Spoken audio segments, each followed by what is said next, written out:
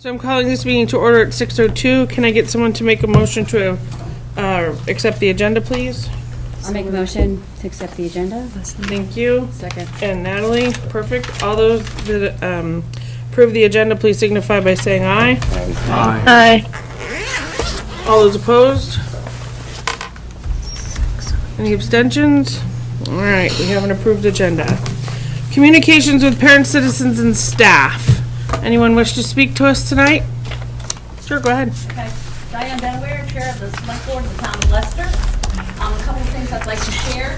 One, as the Chair of the Select Board, I would ask you to be as honest and transparent about your long-term plans for the Leicester School Building, because if it is indeed being turned back to the town, the Select Board needs to know with as much advance notice as possible, because there are, as you know, a lot of expenses involved in maintaining the building. So when you have a plan in mind, the Select Board would like to hear from you so that we can better plan how we would assume the responsibility for the building. That's the first thing.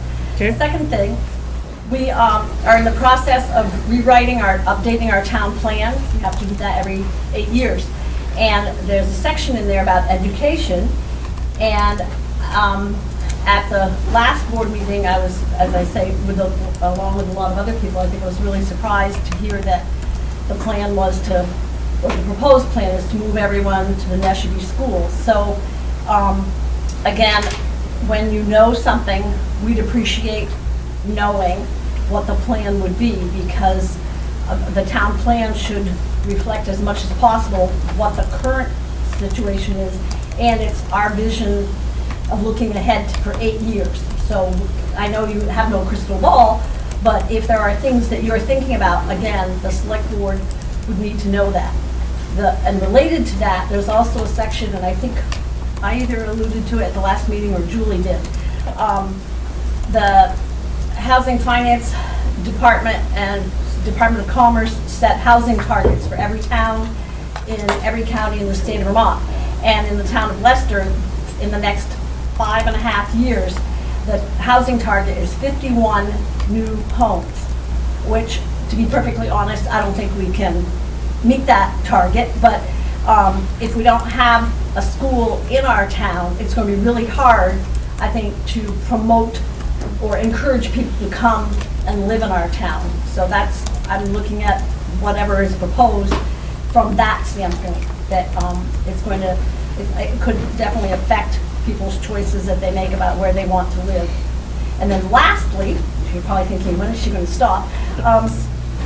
As a retired teacher with 42 years of teaching experience, I can't urge you enough to, whatever choices you're making about it, that it's done really carefully and thoughtfully, because we all know that there were errors, mistakes that were made in dealing with COVID, and kids are dealing with that fallout now, even 4 years or so out from it. And unless this proposal is very carefully thought out, both positive consequences and unanticipated consequences, as well as really looking carefully and keeping the children's best interest at heart. If that's not done, then a great disservice will be done to the children of this supervisory union if the decisions are made in haste, or if they're incomplete, or we have inaccurate information. Okay. Thank you. Thank you. Thank you. Nope, sorry. Is there time for public comment? Yep. Anyone else? No? No? Anyone online? Yes, Susan Yes. Price. Okay, Susan? Okay, so I'm Susan Price, and again, I spoke last week very passionately.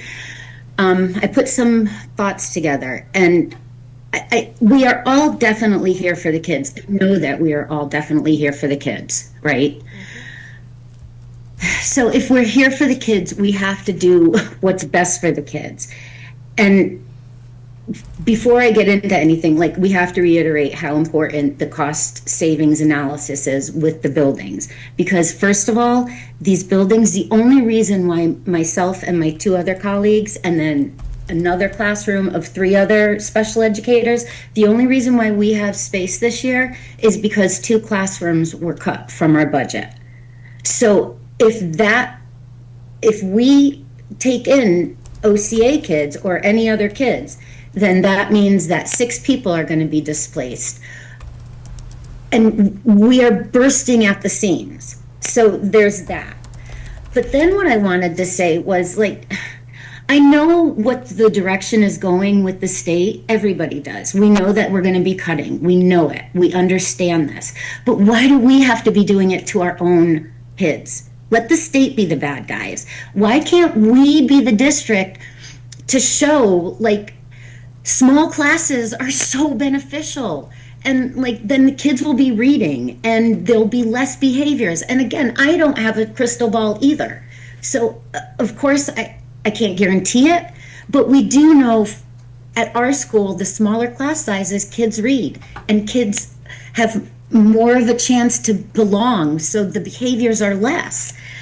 I just want to go over my notes and not miss anything. I just want us to be a district that is really thoughtful to our kids. And I think closing schools, moving schools around, jamming more people into more buildings that we don't have anyways, that need upgrading, it's just such a disservice. And the morale is our school is really frustrated right now. So that's really all I have to say this time. I'm sure I'm going to have more to say. Thank you for listening to me, and thank you for listening to me. Thanks, Susan. Is there anyone else?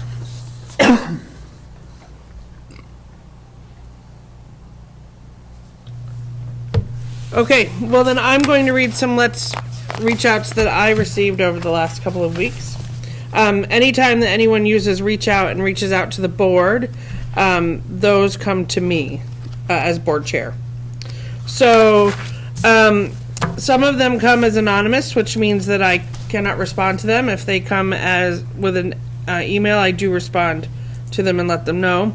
The first one that I got was anonymous. I will also say, for those of you that are listening, if you send it anonymous, it's very hard for the board to know that you are from the district or that you're in, we don't know where it's coming from. So it would be very helpful if you feel passionate about stuff to put your name on it. There is not going to be any retribution or any kind of whatever, just put your name on it, because otherwise I don't know if it came from another district or if it came from, I don't know where it came from. But here's the first one. In the first place, this is a quote. In the first place, God created idiots. That was for practice. Then he created school boards. Mark Twain. I'm not impressed at all with our school board and our central office administration. It's obvious there's been a prejudice against our small schools for the past 10 years. Some on their own personal vendettas against our small schools. In my opinion, school boards should stand with the faculty in schools during this time of educational uncertainty. Act 73. You care nothing about what teachers go through every day. I wonder if school boards, the uniquely American feature of education, seems to do more harm than good. The lack of transparency of the school during the past 2 years has been astounding. I am a veteran of the supervisory union and long for the time when we had more local school boards that were invested in our schools and communities. Again, anonymous, can't respond to it. The next one was also anonymous. In response to the email I received from the district about district facility planning, I can tell you 100% that if OCA Lester K through 6 merges with Neshabie Elementary, my family will be pulling our child out of the district. My husband has lost faith in the education system, and the reason we chose to send our child to OCA Lester is that the class sizes are smaller. Children are treated as children and not just another number. We have spoken to parents that have children in Neshabie, and they have not had the best experience in the school. My husband and I want our child to have an outdoor learning experience, in which Lester currently provides, and every staff member in the school is compassionate to our child's needs. I do not want our child to get lost or pushed through the system with larger classes because he or she is behind in their learning. Third one that's anonymous. Possible closing of OCA. If I can't make board meeting, very concerned parent who does not want to see OCA close. Our little community we have is hard to match. Class sizes increase, ? Individual attention. Lose that close student-teacher closeness, transition, stress, young kids adapting to new place, peers, teachers, social emotional support, more will be needed, longer bus rides for kids. How much longer? For me, that would add over 30 to 45 minutes of extra travel time. Town of Brandon, can they handle that extra traffic? Already congested. Teacher retention, will we lose our teachers and staff? Can Neshabie handle that many students? And if not, what would be the renovation cost? What would the renovation cost be to fit said kids? What would the cost savings be? Have we reached out to other schools that have closed and merged? Black River Middle High School. Ludlow, Vermont. Those poor kids have hour or more bus rides back and forth daily and have heard horrible stories of the merge. This one is actually from Brenna Kimball. She is one of the teachers at OCA, and she said, hello to the OVUU board. First of all, I would like to thank you for all your tireless work and dedication to our schools and community. I appreciated the opportunity given to share concerns and ask questions at the meeting this week. As the student population seems to be declining and the needs of our students seem to be aggressively increasing, we hope that you stay informed about how amazing each of our schools are and the wonderful things they are doing to support the youth of our community. I invite you to come into OCA at any time. While students may be enjoying learning time, that's a wonderful visit. I also invite you to come to read to my first and second graders any day of the week at 1 p.m. We welcome families and community members at that time and welcome you to come as well. A drop-in is always welcome, but if you would like to come, please send an email so we might be prepared for a guest reader. So for those of you who would like to go read to Mrs. Kimball's class at 1 o'clock on any day, I can give you her email at the end of the meeting. So I did reach out to her and just told her that we appreciated that everyone took the time to share their concerns with us last week. We're very aware of all the amazing things you teachers do for our kids every day. When discussions around school closing and reconfigurations happen, I don't want our staff to think it's because of them. You are the backbone of our schools. We are talking about this because of declining enrollments, because Whiting wants their building back, and Act 73 has the potential to change education. As I said at the meeting, I want our kids in our schools, not Middlebury or Rutland, and the way to do that is to make sure we have robust schools. We may decide not to do anything with Leicester this year, but it will probably remain a topic each year until Act 73 is fully implemented or the legislature changes how they want to fund education. And then I made my own appointment to go read to the kids this week. Okay. I had a couple from you, Mrs. Benware. Did you want me to read them? I think you... Okay. Well, I think you reiterated the stuff that you said already in public comment, so... I don't think that, I'm not sure that my letters talked about my role as the chair of the select board. No, right, that's true. They did. All right, well, I'll read it. I can appreciate the need for Otter Valley to take action to attempt to reduce education costs. I do feel that the course proposed last evening is too rushed and leaves too many unanswered questions, leading to many unanticipated consequences. Many families that will be impacted by this proposal are in the dark, and the school board has not provided much communication or outreach relating to this drastic change. My suggestion as a prudent way forward is to continue to build the budget for the upcoming year with few changes, using the next year to provide outreach and much communication to impacted families and the select boards in these communities. As was pointed out last evening, in the event that a school is returned to the town needs ample time and resources to absorb maintenance costs of such a move. It is a time for the school board to communicate fully and honestly with the people, creating an environment for collaboration and joint decision-making to provide the best, healthiest setting for the children of the future.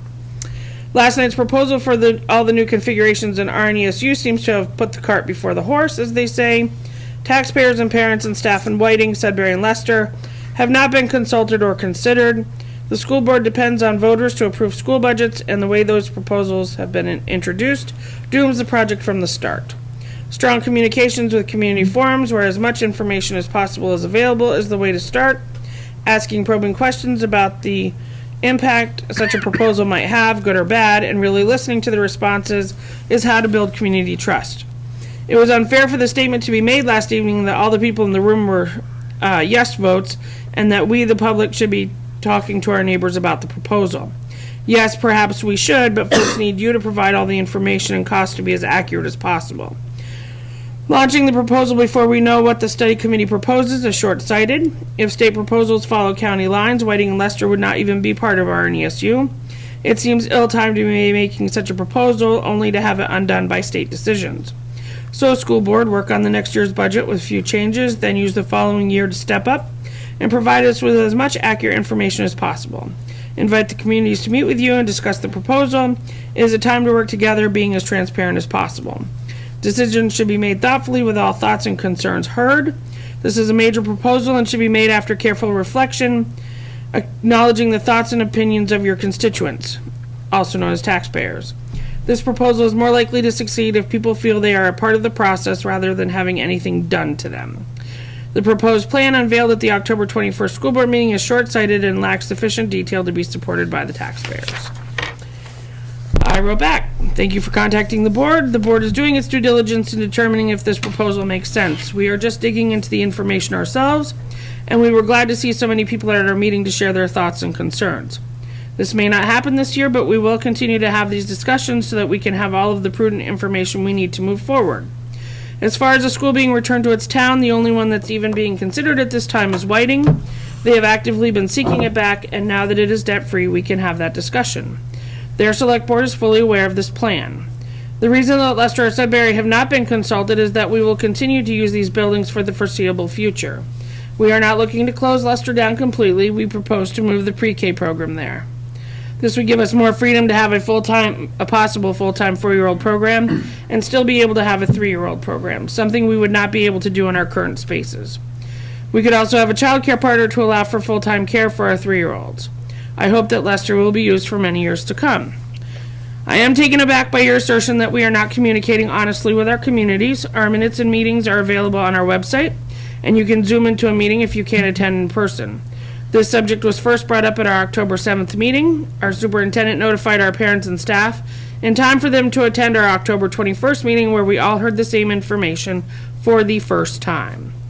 The state's redistricting task force has already rejected a county line map, which means that we will not be forced apart. They seem very interested in the Career and Tech Center model, which would align us with Stafford. Hopefully our kids interested in diesel mechanics will still be able to attend Hannaford Career Center. This is not short-sighted. This is the board trying to be proactive so that we determine where our kids go. Please continue to follow our process. Nothing has been decided yet.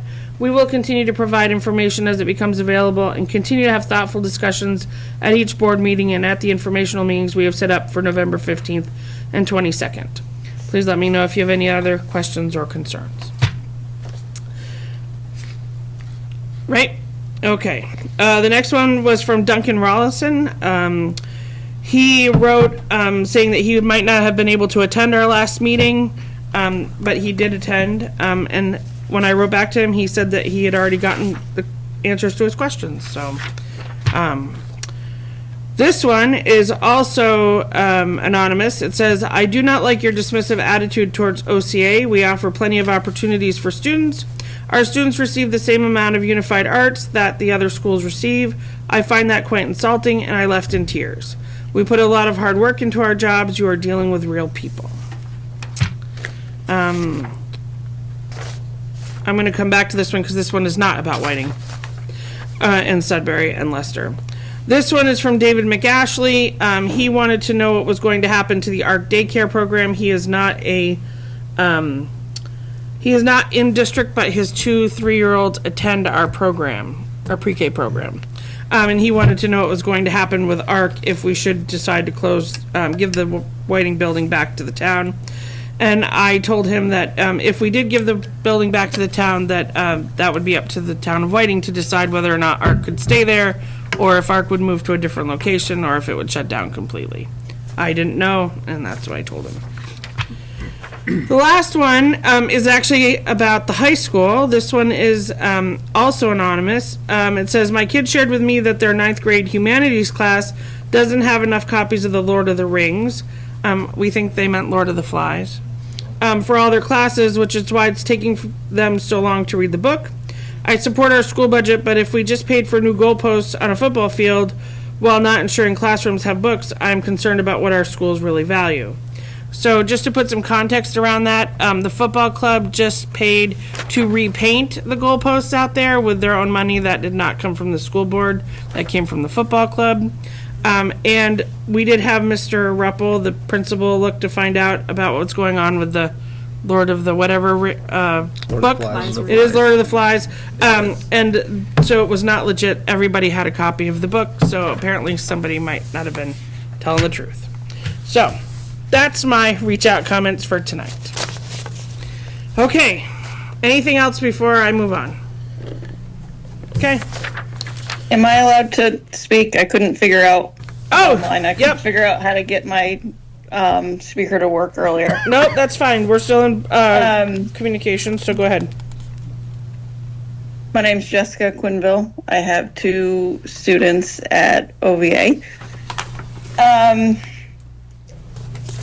I guess I'm a little more interested in some information regarding cost. I think obviously I'm passionate about this school. My kids go there. But we all know that we're all passionate. So as far as the cost, would there be really any savings by moving pre-K to OCA and then taking all the students from OCA and moving them to Neshabie? Because you still have all the maintenance and all the upkeep, and you have to remodel for pre-K. Now, when I saw the slides at the last meeting, the deferred maintenance seemed a bit out of hand for all the buildings. We do a lot with real estate, and I know that you could build a whole new building for the cost of deferred maintenance on any of those. So I don't doubt that you got those quotes. I just wonder if they were quoted through somebody else. Sorry, just a minute, Charlie. Is there anybody in charge of spending management, like a COO? Like who gets to keep track of what is spent where during the school year? I feel like there's a lot of places where things could be, I don't want to say cut, but checked on before you go closing a whole school down. Or moving all these students, I guess we should say. It's just, I guess those are some of my questions. Like who's in charge of where you get your notebooks, for instance? You need thousands of notebooks. You spend an extra $1. I mean, that adds up. The deferred maintenance costs, did you just get one quote, or did you quote it out through many other companies to see if they could be competitive? The head of transportation got a new vehicle. Was that necessary? There's so many things, so many small things that could add up that could, I think, really beneficially help the school budget before we look into these very drastic changes for the children. And I think, everybody's already pointed out that if you move all the students to Neshabie, what are the add-on costs going to be? I just can't see how moving all these students is going to be money saving, right? Because I know you all have a budget you have to get approved. I guess, my big question is who's doing the price checking during the school year? I think we have a spending problem and not a budget problem. Okay. We will find out some of that information and bring it back at the next meeting when we are talking about that topic, because we will not actually be talking about Whiting tonight or Leicester. but it's good information to bring back to our next meeting. So we'll try and answer many of those questions at that time. Okay. Yeah, Diane? To clarify, so at the next meeting, Yep. Lester and Whiting will be on the? We'll be on the agenda. Yep, Okay. yep. And in between that, I think in between that, we'll have already had one of our Saturday meetings, if you're Next going. Saturday, I know it's. On the 15th, yeah, the 15th. Not sure where it is So on the that'll be- 22nd, but- And yeah, I'm not sure if we're at Pittsford or if we're at, I think we're Whiting and Leicester on the 15th, but I'm not sure. Actually, it might be on here. It is. It is. Whiting. Whiting and Leicester are on Saturday the 15th, 9 to 11 at Whiting, 12 to 2 at Leicester. Right. Okay. Okay. All right, so thank you very much for letting us know what your questions were. It'll be helpful to inform you and the board at the same time at our next meeting. Okay, we are going to move on to consent agenda. Can I get someone to make a motion, please? I'll second it. Thank you. All those in favor of the consent agenda, please signify by saying aye. Aye. All those opposed? Okay, consent agenda passes. We're gonna move on to global ends monitoring. We have a presentation that got tabled from our last meeting on the continuous improvement plan. So I'm gonna move this over to Renee. Okay. Let's see. If I can make that a little bit bigger. Okay, good evening, everyone. We have a short presentation about our continuous improvement plan and the progress monitoring that goes along with it. We recently finished our first assessment window, and so the information that you will see shortly is our growth monitoring for our students for this first wave of testing that was completed in October. And so it's really our ELA and math goals. Our goal this year, as part of our continuous improvement plan, was really to have modest growth of all of our students and modest growth among our performance, because this is the first year that we are really implementing our curriculum, our math and English curriculum, K through 8, and OV is utilizing disciplinary literacy as one of their methods to improve literacy outcomes as well. So we, as a school district, are not only looking at our data in the aggregate, but we also want to look at how we are performing among our historically marginalized students, our students who are on IEPs, as well as our students who are receiving free and reduced lunch. So you will see. So we'll start off with Lothrop. So to explain what this chart means. So on in the first column, you'll see the titles of each of the rows: all grades, all students grades 3 through 6, historically marginalized, students on IEPs, economically disadvantaged. In the second column, you'll see how our students did on the Renaissance Star reading last year at this time. So during last year's fall window, you'll see that 38% of our students were on track to score proficient on the VT cap, which would have taken place at the end of the year. So that's last year. When our students took the VT cap in close to the end of the year last year in May, June, you'll see that their performance showed that 61% of the students between grades 3 and 6 scored, we had 61% of them scored proficiency, which is much higher than what the initial estimation was. So, and then as you go down that column, you'll see that within that 61% of all the students, if a student was historically marginalized, they were proficient at a 48% rate. If they were on an IEP, they were proficient at a 24% rate, and if they were economically disadvantaged, they were proficient at a 52% rate. So, our monitoring is the next column, which is this fall. So we're starting off ahead of last year, and ahead of where we were last year at this time.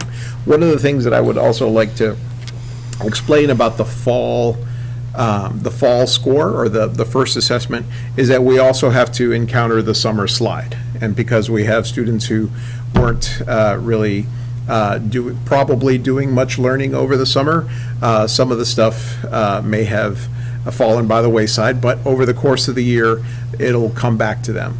So the initial score for ELA at Lothrop is 43%. When we get to our December-January window, we will not only be able to see their likelihood of scoring proficient at the end of the year, but we'll actually be able to see how much they've been able to grow in that time. So they'll be able to, we'll compare how they would be doing at this point of the year to how far they've come in the middle of the year. So we're looking forward to that data as well. And that's part of our CIP, to not just report how many students are scoring proficient, but how much they've grown as well, academically. Is there a reason why we don't project the historically marginalized student IEPs, those? Not yet. Not yet. We'll have that data for the middle of the year. Okay, but do we do projections for them? We could. We were, when we did this one, we didn't include it this time, but we can. So for math, this is the math performance at Lothrop for grades 3 through 6. At this time last year, it was a 27% expectation.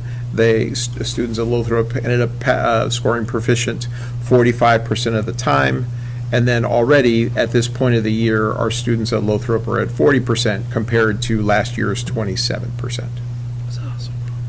So Renee? Yes. A little question. So they're grades 3 through 6. So the fall of this year's data would, like last year at the fall, the kids that are in 3rd grade now would have been in 2nd grade, so they're not a part of that. And also the kids that are 6th grade, that were 6th grade last year are now 7th graders, so they wouldn't be part of the fall data this year as well. So these are cohorts Right. have moved through. Correct. So you could see some of the effects. So like, for example, 5th and 6th graders now are like that's that COVID cohort that had difficulty, and some of those kids are starting to move out of this data set. The kids that Right. would have been like in 1st grade when COVID hit, for example, would be moving out of this. So part of that increase from 27% to 40% could be an effect of that. And some of the younger kids now were not as impacted by COVID because maybe they were just being born, or they might not have entered pre-K yet. So they wouldn't have had that same impact of 3rd graders now. So there might be a reflection of that, those improved numbers, or at least in part because of that. Yeah, we hope to be able to have a better understanding of how our students are doing Right. over the course of the year. But I think what you said, Kevin, is very important. So effectively what Kevin is saying, so the middle 2 columns are apples to apples.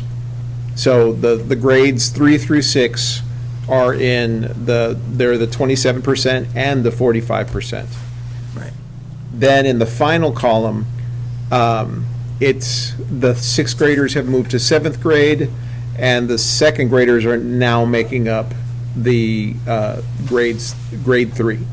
And so there's a little bit of a difference of students in the final, or in the final column. So that would be apples to oranges a little bit. Okay. And we shared, this is our VTCAP data that we shared earlier in the year by cohort. Okay. For Neshabe, grades 3 through 6 last year at this time, we had a 46% projection for a proficiency. We ended the year just underneath it at 42%. We are historically marginalized students were at 30%. Students on IEPs less than 1%, and economically disadvantaged about 32%. So looking at this year's cohort of students, it's about the same. And so this is our ELA data for Neshbe. So looking at math, last year at this time, around 24%. Again, very close to the prediction, which was 23%.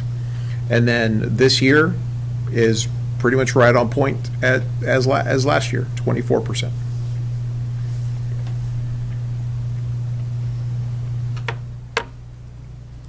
At OCA, all of the students in grades 3 through 6, we started off last year about 33%.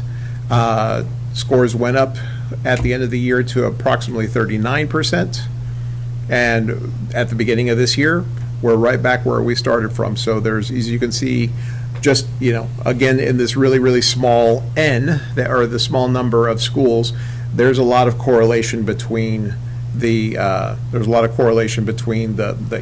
or the STAR test and our VT-CAP test as well. And math, OCA started off the year at 24% and ended up scoring 30% overall. And then this year they are sitting at 35% for the first wave of tests.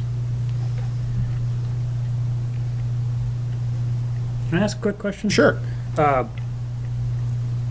With this kind of standardized testing, so when you're talking about the testing that we're doing before the VT-CAP, those are completely different tests? One's state provided and one's our program provided? Yes, we offer these assessments 3 times a year, and they're designed for the students to take, so that way the teachers get the feedback on how the students are performing against the curriculum. And so we get information back from them. There's a prediction based on how close they are to scoring where they will be scoring at the end of the year. We also get information back of how far they are from the expectation. So for example, the data that we have right there in front of you, that 24% is not end of the year data. That 24% is, are students performing where they're supposed to be based on like second month of whatever grade they're in, 3 through 6. And so, and if you are, then the prediction is that you're projected to score proficient. If you're a year below or a little bit further, that test will be able to let us know that. It'll also let us know what part of the curriculum the students need to get stronger in order for them to catch up to grade level.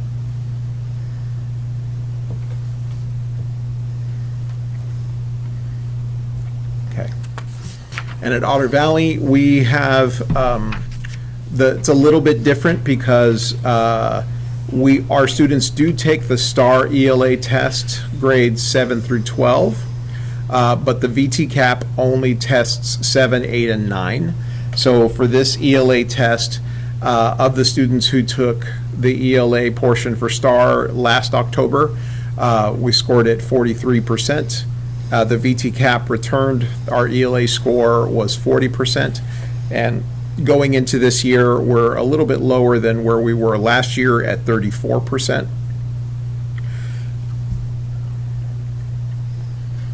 And for math, last year at this time, 27%. We scored very similarly to, which is probably maybe even one student, very similar to the previous test at 25%. And again, we're right below where we were earlier at the beginning of this school year. And so this data is really important to us because we're going to be using this data to plan for the students who need the interventions, who need their interventions. So that way we can make sure that they're receiving the help that they need in order to score proficient later in the year.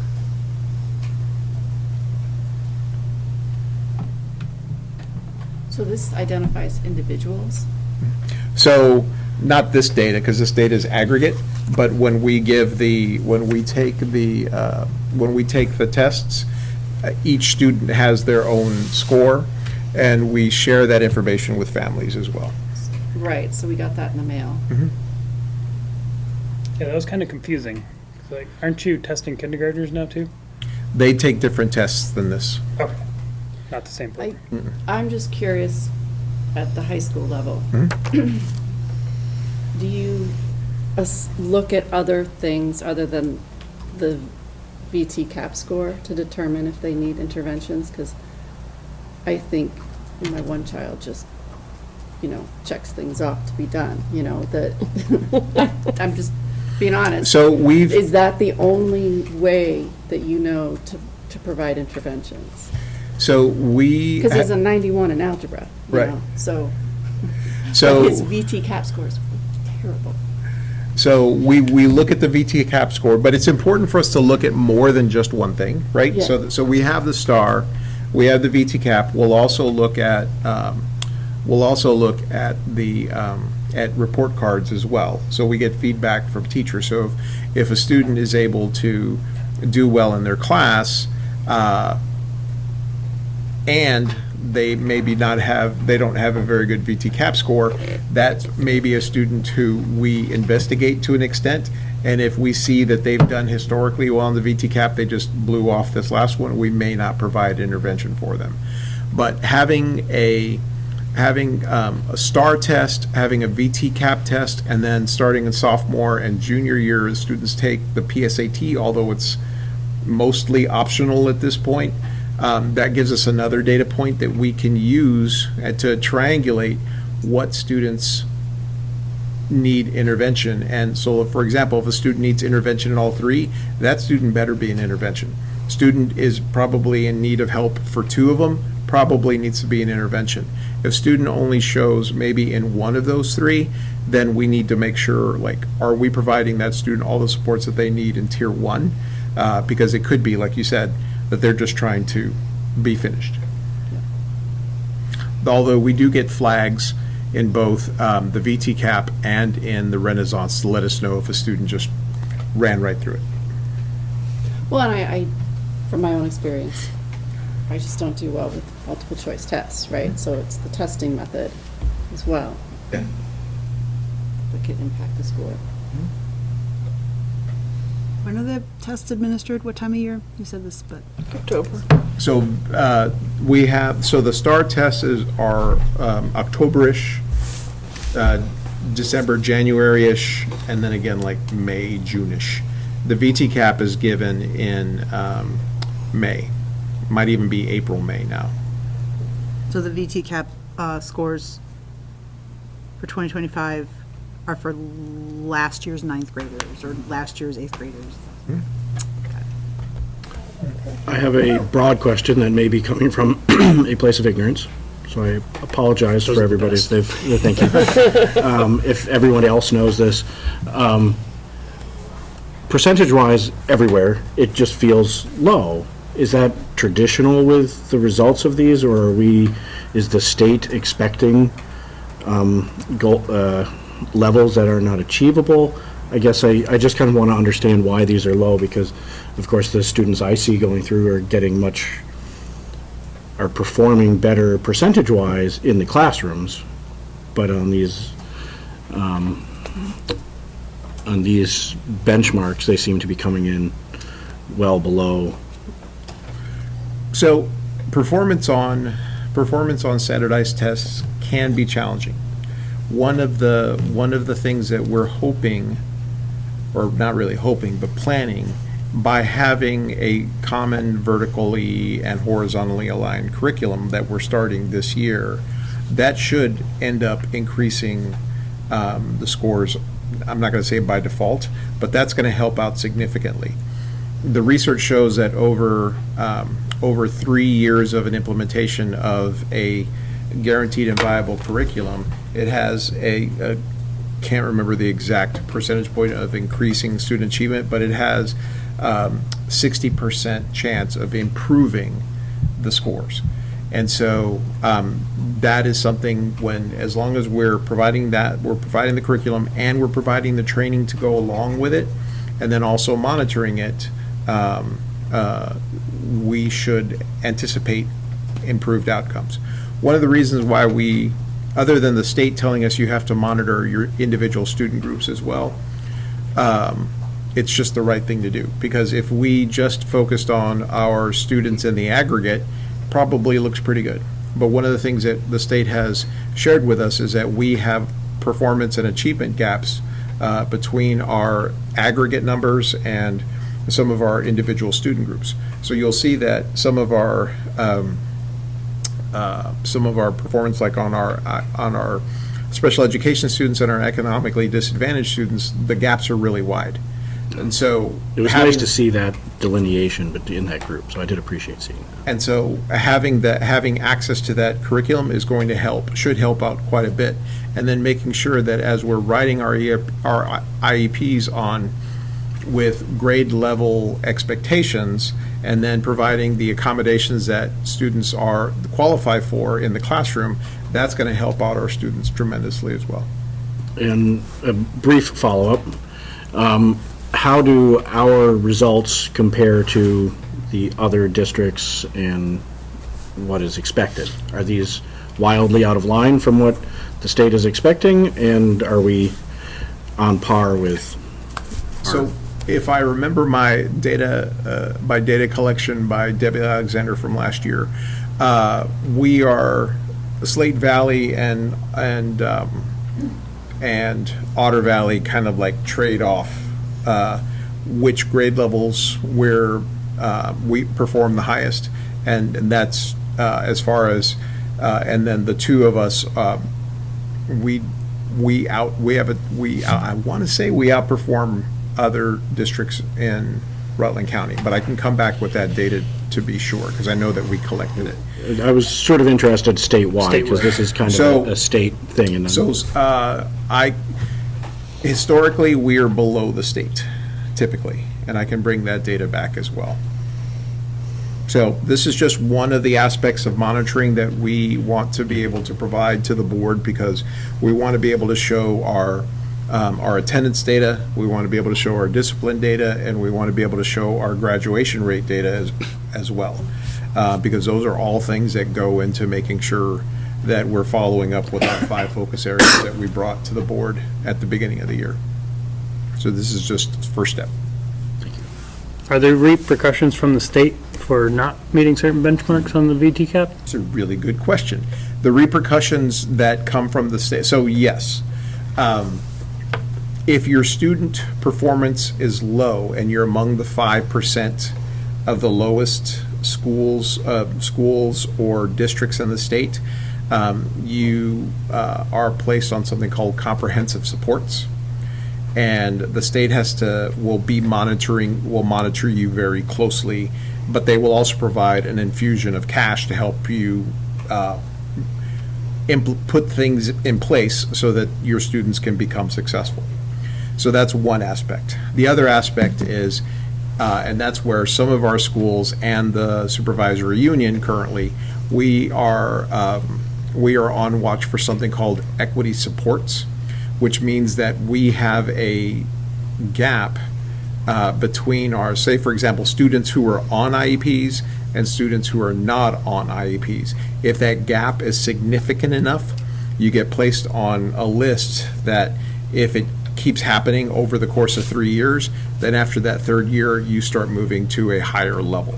So one of our schools right now, Lothrop, is what's known as Equity Supports 2, and they have a significant gap. I can't remember which, if it was historically marginalized or if it was economically disadvantaged, but they've moved a little further because their gap is wider and has lasted longer than, say, some of our other schools. And so if your school's small, you may not have a sample size big enough to be on anybody's watch list, because you can only have a certain you have to meet a certain number. But then it's the district that has all of that would be represented, that has enough students that we would get placed on the watch list. Okay.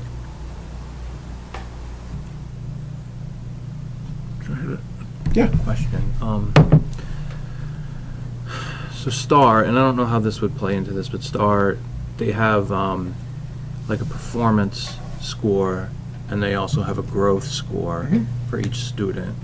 Is there any way to kind of get a sense in aggregate of how growth scores are changing over time? I mean, you might not be able to do it like grades 3 to 6, but like for grade 5, whether or not there's a way to see what the growth scores look like.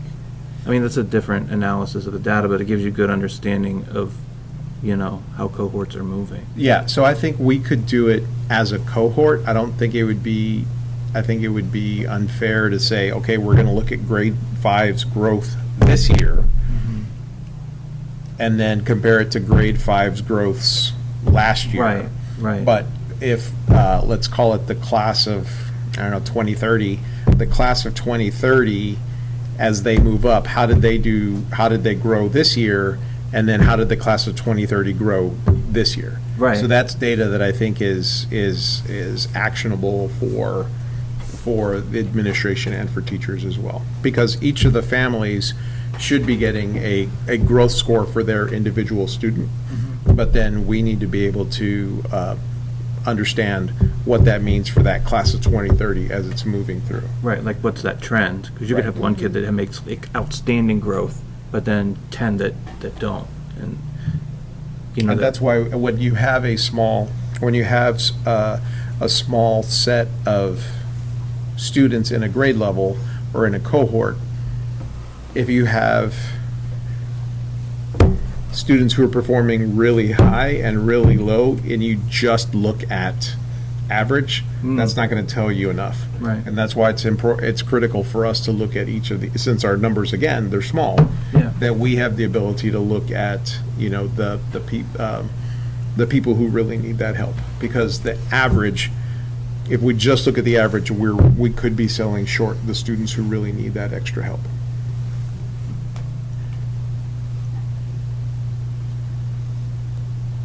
Any other questions? I can't see anyone online, so if you have a question from board members, just shout it out. Brett or Lauren? Okay. All right, well, thank you for that information. Thank you. All right, moving on. This past Sunday, actually, we had a Policy Governance 101 workshop here. Anyone who went, do they want to give a little synopsis of what we did? You're the newest guy on the board, so you get elected. Well, I will probably bone this up, but I'll give it a shot. It was a discussion presented by Gene Collins on the general structure and function of policy governance, which is what this board operates under. And it was the first exposure I had had to something like that, and it was interesting to see how written policies are what really drives the machines of this board, as opposed to it seems like the description implied that the traditional sense was more through discussions that would happen throughout and could be more varied and more interpreted and more sort of flowing. So she ran through the very deliberate structure of the policies and how the policies themselves are structured, and then further broken down from there. I have my cheat sheet here.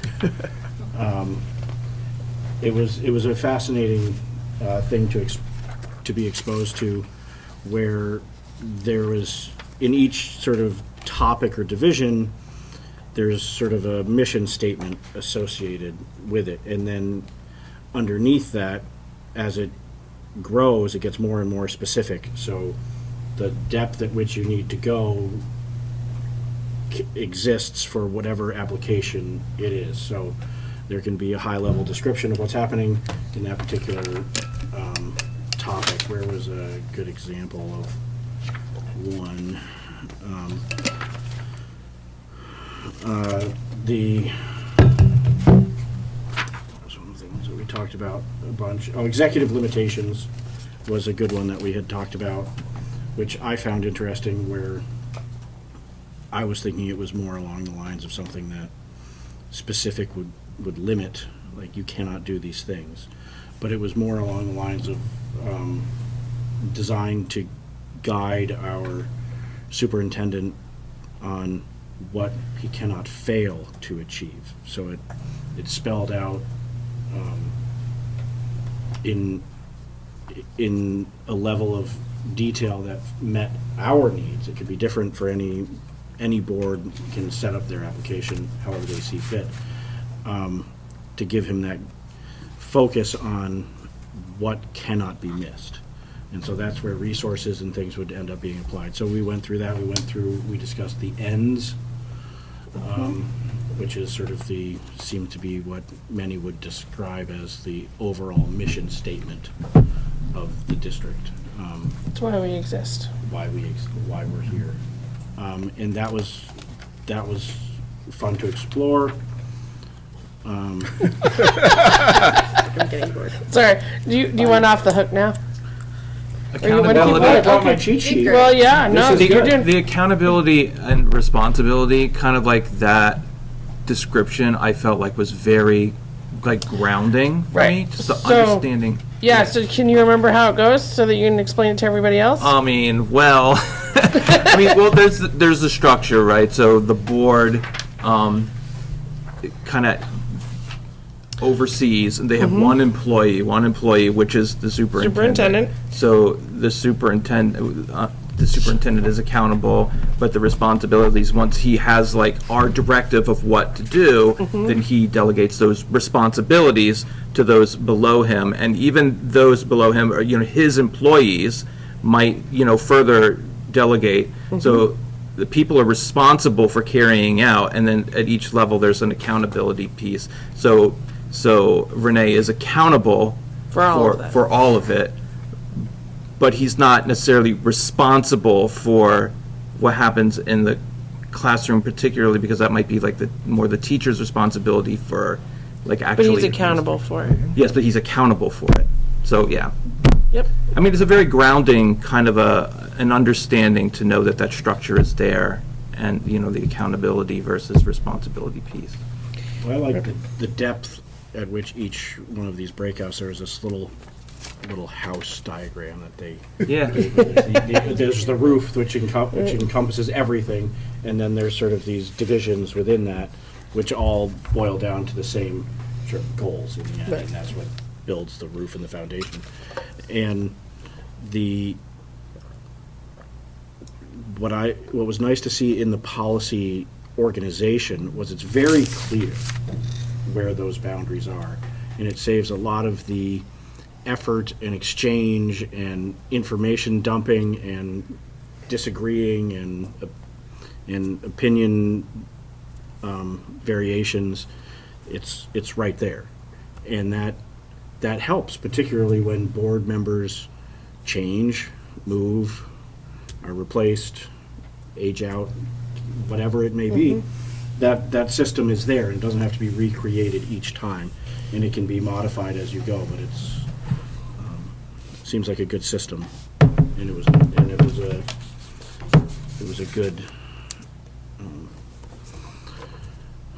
seminar to go through. So one of the things I'll just add to that, for those of you who are brand new and who weren't able to attend, when you became part of the board, Melinda Piper sent you our policies, which is our policy governance policies, and they are broken into 4 sections. And that first section is what we call the ends, which is our mission statement, essentially. It's why we're here. It's what we want our kids to be able to do by the time that they graduate here at Otter Valley. So, we want them to have character, we want them to be global citizens, we want them to be either career ready, college ready, ready for whatever's coming down the pike at them. That's the first policy, so if you get a chance to look at that. And that's something that none of our superintendents have ever been able to report out on, but Renee's taken a stab at it this year, so we'll see pieces of that hopefully throughout the rest of this year that we're in. The second set of policies are what they call executive limitations. Those are that's the framework which Renee works within. That's what he was talking about. I think we have 10 of them, right? Or is there 9? No, I think it's more than that. For Otter Valley, I think it's more, because there's been a few other ones added. Okay, well, I think there's only like, I It's want like to say 10 or 11, 11. maybe 11. Anyway, those are, so every month, except for this one, he gives us, later. it'll be later this month, he reports out on one of those executive limitations. So when we do that report at the beginning, usually it's the first meeting of the month, but this time it'll probably be next one. He shows you each of the policies, and then he shows that he's in compliance and how he's in compliance. So that's how we make sure he's doing his job. And the nice piece that I was exposed to on that was it's not just him saying, I did it. Right, I did it, yeah. There's data backed Right. analysis that And if he's not in compliance, he'll tell us, and then he'll show us how he will become in compliance. So those are the executive limitations, and then the other 2 sets of limitation or policies are our governance policies, which are the 4.0s, and then the 3.0s, which are it's essentially our delegate superintendent processes, and so every month we actually monitor one of those reports, and you'll see later on this tonight we are monitoring policy 3.3 delegation to the superintendent. So, and you'll find that in your packet. So once we get there, we can talk more about that. But so we monitor our own policies, we monitor his policies, and that keeps us in the lane. So realistically, what policy governance does is it keeps us thinking about where we want to education to head and what we want our kids to be able to achieve, but yet he's the person who makes it all happen. And we don't determine, we don't get into the operating of the schools. We don't decide what color we're going to paint the classrooms. We don't decide those kinds of things. We leave that up to him.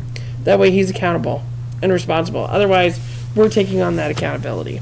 And a good piece that was brought up and recited a few times was board members can be pulled away from that role, or can be pulled into that outside of the board setting, and that can have unintended consequences that even the best intended, the board member may be acting under the best, to say I'm really helping and I'm doing something, but we went through some examples where that kind of can be more harm than good. Bring that stuff back to the group, and there may be other more effective ways to bring your community's feedback to you than marching into somebody's office and demanding action. Yep. Did you have anything you'd like to add? You were there with us on Sunday. It was great. I really enjoyed it.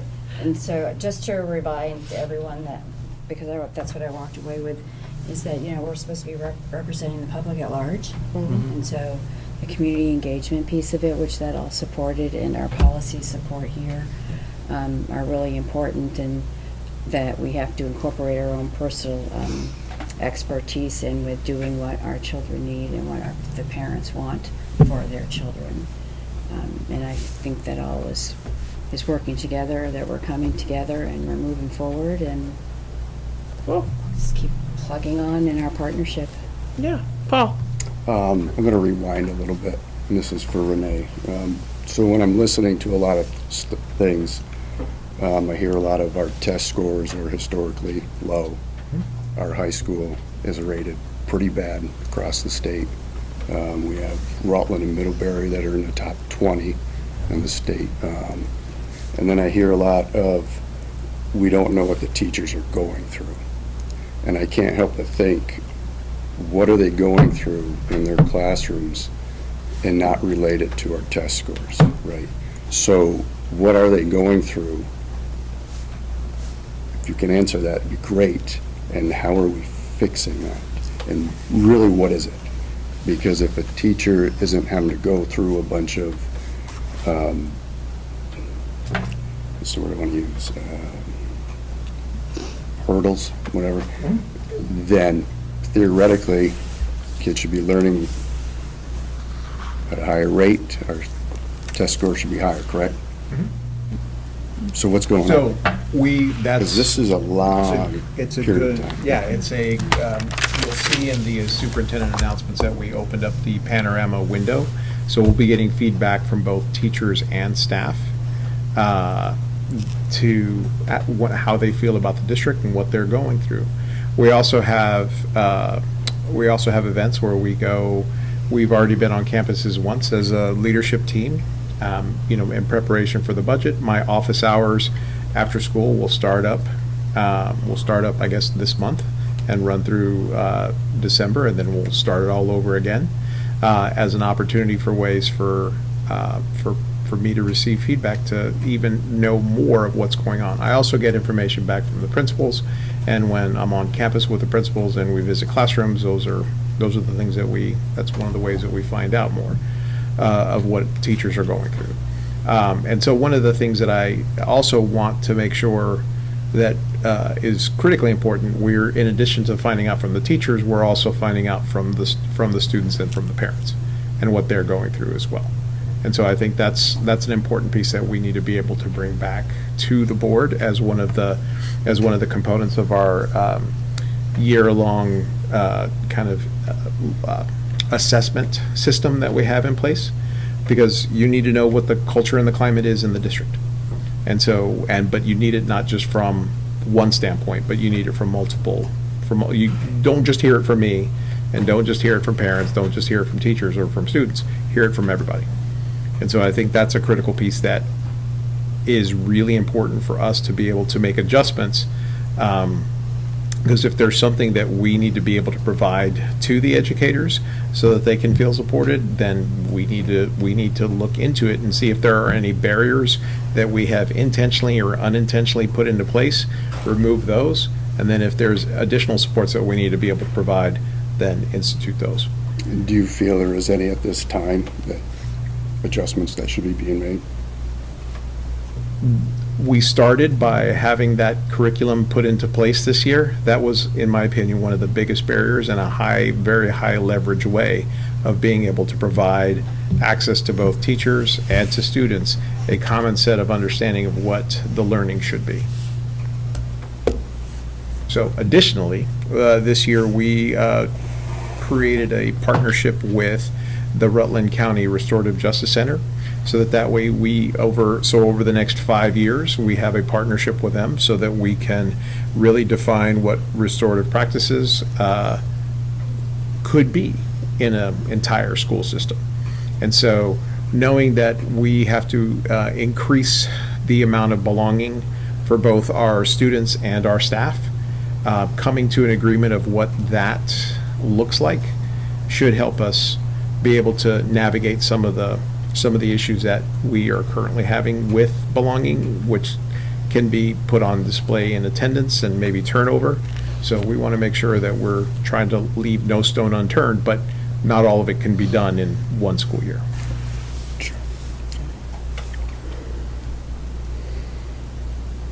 Okay. So Yeah, go ahead. I want to make sure that what Kevin said wasn't lost, because I had a presentation today in Killington where that was one of the very first things that I brought up, was this idea that accountability, at least in the whether it's the board or the superintendent, it's the sum total of all the responsibilities that have been placed under the mantle of the leadership that we have. So irrespective of so anything that takes place in the district is part of the administration's responsibility. So if we are going to be the ones who are held accountable, we need to make sure that we're following up with every aspect of those responsibilities.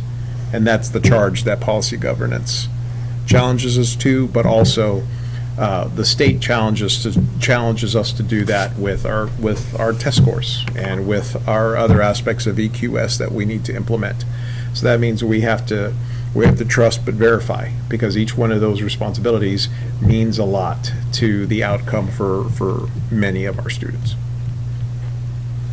That was a nice part to see about the structure, was the factual backup and the monitoring, and how there's a structure in place for that. And when that doesn't exist, a lot of opinions come in, is what I took away from that. And that was valuable to have a greater exposure and understanding to how that worked. So if this opportunity does come up again, and the newer members who didn't have a chance to go and participate, I would say jump on it. I was a little bit hesitant to go at first, saying, well, we'll get from this, but it was, We can also set those newer members who haven't had a chance to be part of it. We do have some ability to go online to Brown Dog Consulting and use their, I think you've been set up with that already. Kevin, were you set up with that too? And you were as well. I have. I don't think you have been yet, but we can do that too. And they do a lot of, well, you saw some of the videos that Brown Dog does. They're like, touched on too. Yeah, We're in the so. first 3 courses. yep, so we'll get you in touch with that as well. thank you. Okay, great. All right, so moving on, we are now going to do our own monitoring report. Do you mind putting that up on screen? Thank you, I knew you were gonna do that for me. So, what Renee's gonna put up on screen and what's also in your packet is, our policy, which is policy 3.3, which is, delegation to the superintendent. So, the last time we looked at this was last November. For you new board members, what you're gonna see is the actual policy wording in the first block. In the second block, we have tried to determine what our reasonable interpretation of that policy is. And then our examples of where we did or did not follow this, is in the final column. So, we don't normally go through, each particular policy, but if you've had a chance to look at this and you have questions, or if there's changes that need to be made, please blurt them out and we can make those changes. So essentially, this is just saying that we delegate everything to the superintendent and he takes care of everything. Well, I don't think that's exactly what it says, but sounded good. So essentially, this just says that we'll provide the policies to him that he can work within, which is our executive limitations, and that we will provide policies that make sure that he can't do anything illegal, unlawful, or that would be detrimental to our district or to our kids. Is there anything on the, yeah, there's a couple things there. So.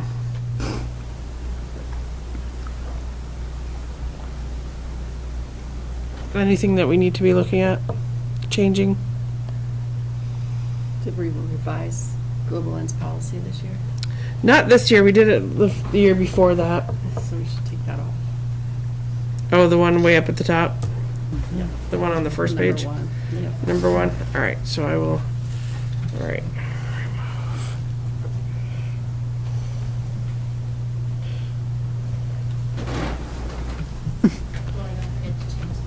Yep. Oh yeah, we always change the dates. That, I don't say that because that's just automatic. Anything else?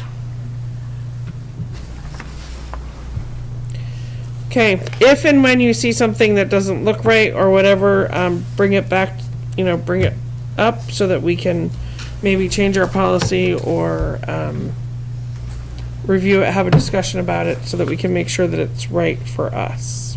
From As our board. course, it sounded like that really happens during the superintendent's reporting. During the executive limitation stuff, yes. Well, when he's presenting his report for that, for the findings and the data and things, it will show at that point if there's been a misalignment with the interpretation, if it is reasonable, if there are deficiencies or non-compliance issues or, and at that point, that's the point where we would look at them and say, are there revisions that need to be made to these policies, clarifications? So that's the executive limitations ones, but these are our policies, the 3s and 4s. So this is so the 3.0 policies are how we work with Renee, and the 4.0 policies are what we as board members are expected to do, such as code of conduct, that kind of stuff. So that's why we don't tend to change these a lot because, they're kind of status quo. but there may be a time where we want to change something that, how we, interact with the superintendent. And what prompted the last revision of this stuff? Was it that we had a new superintendent coming in, or? No, we actually revamped the ends because they were too vague. That's why you saw the 1.1s. I don't have them in front of me, so I can't show them to everybody. It was a really, if you look at the eds, there was a component where we said that it would be monitored in specific grades. Yes. Because there were, before it didn't have any grade levels, so we were gonna have to show compliance at every grade We did do it level. last year because he was here last year. Yeah. And he helped us. We're gonna leave it there. We changed our ends policy. Okay. We did revise the global ends last year. So we'll leave it up there. Okay. All right. So anyway, so if you have questions about how we do that kind of stuff, ask. We can do some, other boards do what they call, what are those called? Like a work group or something? Something like that, but they do, they kind of do deep dives into this stuff. I don't do that during a board meeting because I feel like there's, well, yeah, okay, wow. Right, so it should be more like a should be retreat kind of yeah. stuff, but anyway, but if there's ever a time that you guys want to do something like that, let me know. Yeah, I knew you'd say that. Okay. All right.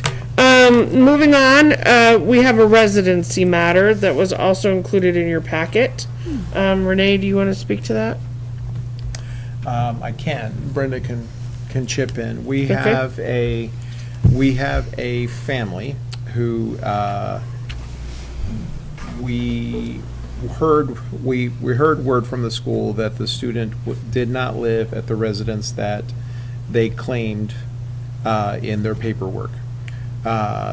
We as school district officials had gone and visited, and there was enough suspicion that we felt like we needed to go even further. So we ended up hiring some private detective investigator to help us with the monitoring over a longer piece of time, or longer time. And so do you know the exact number of days, or? I think it's in there. Yeah. It's said in there. They came, for about a month and checked the two addresses at different times of the day, different days of the week. And on no occasion did they find the parent's car in the Pittsford address. So sometimes they were first thing in the morning, sometimes they were late at night, sometimes it was a school day, sometimes it was a weekend. So, given that that has been the case, we believe that this student doesn't live in our boundaries, and if a student doesn't live in our boundaries, then they should not be attending our schools. And so, that is what we are bringing to you today. Do we need a vote? So there Well, was, that's not totally it. They can attend our school if they. But they'd pay have to tuition. pay Have to pay tuition. tuition, correct. So we need to be able to notify Actually, we them. don't currently have a policy that allows us to accept kids to pay tuition. It's something you can talk about. So absent that, the administration doesn't have the right to say a student who doesn't live in our district should be educated in our district.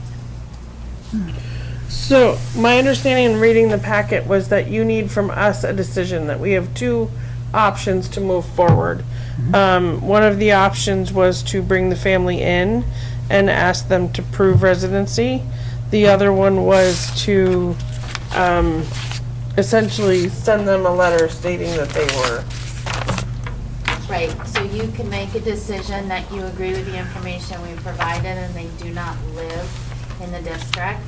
We would then send them a letter that they needed to enroll in Rutland City, where we believe they live. And we could offer them an opportunity to come to a board hearing to present information.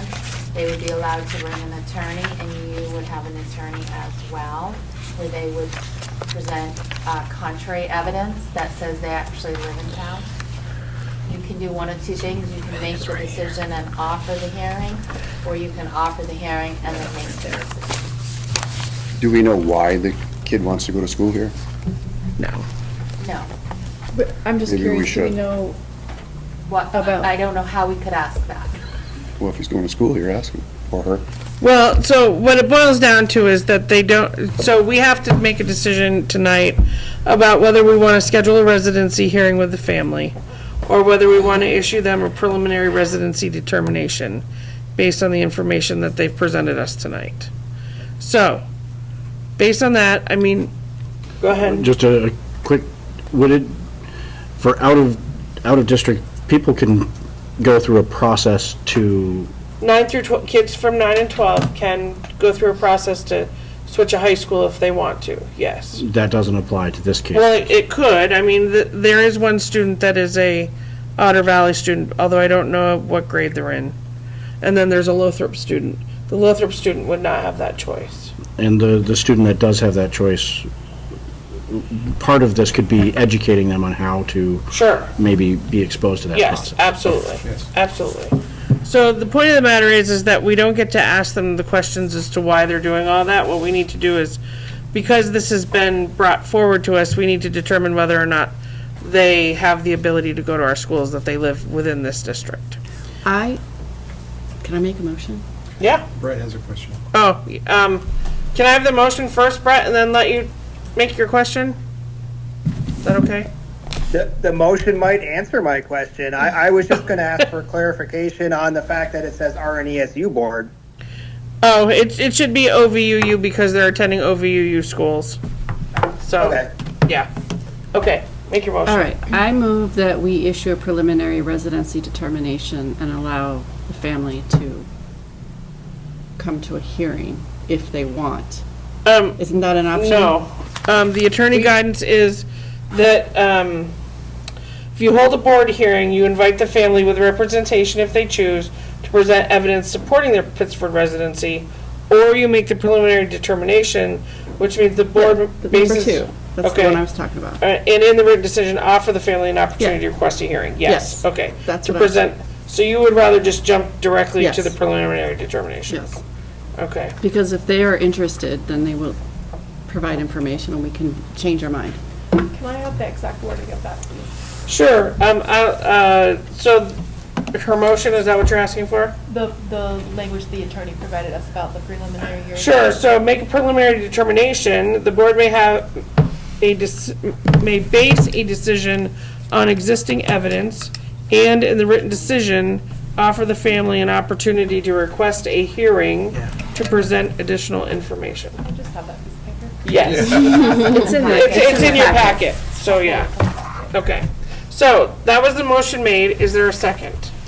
Second it. Okay, Leslie's seconding, discussion.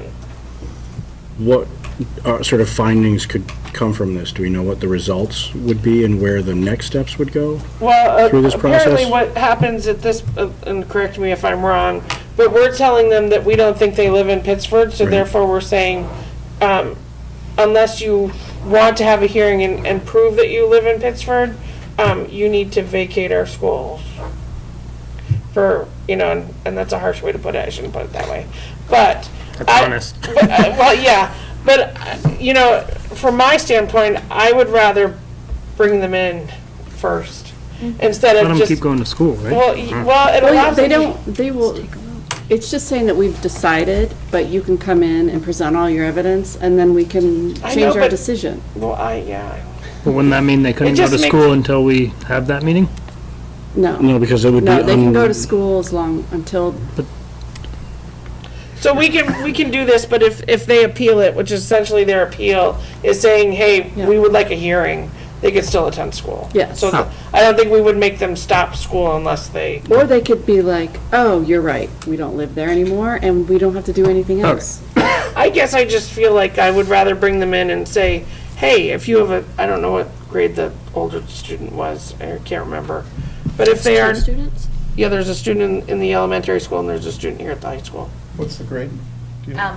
I don't remember the grade. it's here. I do want to just give a little bit of backstory.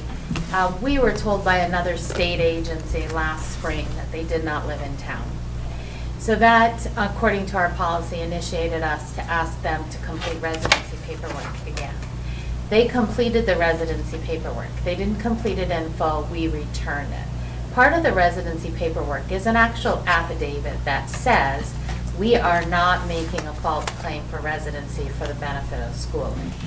That was signed by the family. We then, because we continued to hear that they didn't live in the district, we had a private investigator validate over the course of a month. So they've been in the school, and we believe they haven't lived in the district at all this year for 6 or 8 weeks. After your decision, there is one more appeal. If they, if you make a decision one way or the other at either this time, or if they come and present at a hearing, you make a decision, they can appeal that to the Secretary of Education, whose decision then becomes final. So the reason why we built a case of evidence was because should it be appealed to the Secretary of Education, we wouldn't want your decision to be overthrown. We would want to provide the evidence as to why you made the decision you made, because you're not in the business of saying no to kids, right? That's not what we would normally do. But we believe from the evidence we've gathered, they do not live in town. From the initial information seemed to come from another state agency informing. But I've heard mention that the claims of not being in the district continued, and I'm curious if those claims were from the community or were from other agencies sharing their data with the community. Okay. Other discussion regarding this? Ready to vote then? Can I ask one quick question? Yes. So, if we vote yes to this motion, what does that look like? So if Just we send them a letter saying, right, you can appeal this and still go to school for a week until, or whenever. Yeah, so if more than likely, we would have our meeting with them on the 18th. We probably wouldn't have a special meeting. Okay. So they would be able to go to school until the 18th. Okay. But they may not decide to appeal, right, and then at that point, do we give them a certain date that they have to do the appeal? We haven't given them a date yet. We'd also have to, check in with the AOE to see what that appeal looks like to Secretary Saunders. And how much time they're supposed to have. Okay. So the secretary, if they were to appeal to the secretary can make a decision to allow the student to stay in our school until the appeal goes through, or the secretary can say, you need to go to the other school. Okay. I guess I'm feeling just like I don't quite understand the difference between the two, and I don't want to necessarily commit to this motion without understanding really the difference between what the other essentially, the first option one could be. essentially says that, we've heard that you don't live in town, but we'd like you to come to us and tell you that you do. Okay. That's essentially what it's saying. Except we have evidence that you don't live Well, in town. all they asked for is what the I just difference want was. the quick But difference. the second one says, we know you don't live in town, but if you think you do, here's the mechanism to. I would explain it. We have evidence that you do not live in town. Right. You have the opportunity to provide other evidence to prove otherwise. Okay. I have a question. Sure. Is there a possibility that this family has, in effect, like a homeless kind of a status? We don't know that, so we can't go there with that. Okay. But that could be it, but we don't know that. Because if they were homeless, we would know that, and we would, probably be providing transportation back and forth. So there's that. If they, well. We have no reason to now I'm believe this starting is a. conjecture, so Well, I'm yeah. not gonna go Well, there. that's why. Never Right, mind. we don't, right, I get it, because we're all trying to figure out a way to keep them here in our schools. I know that's exactly what we're all trying to do. Yeah. Brett has his own hand up. Yeah, Brett, I can't see because of But them, sorry. They're not Yeah. paying taxes. Right. Yeah, go ahead, Brett.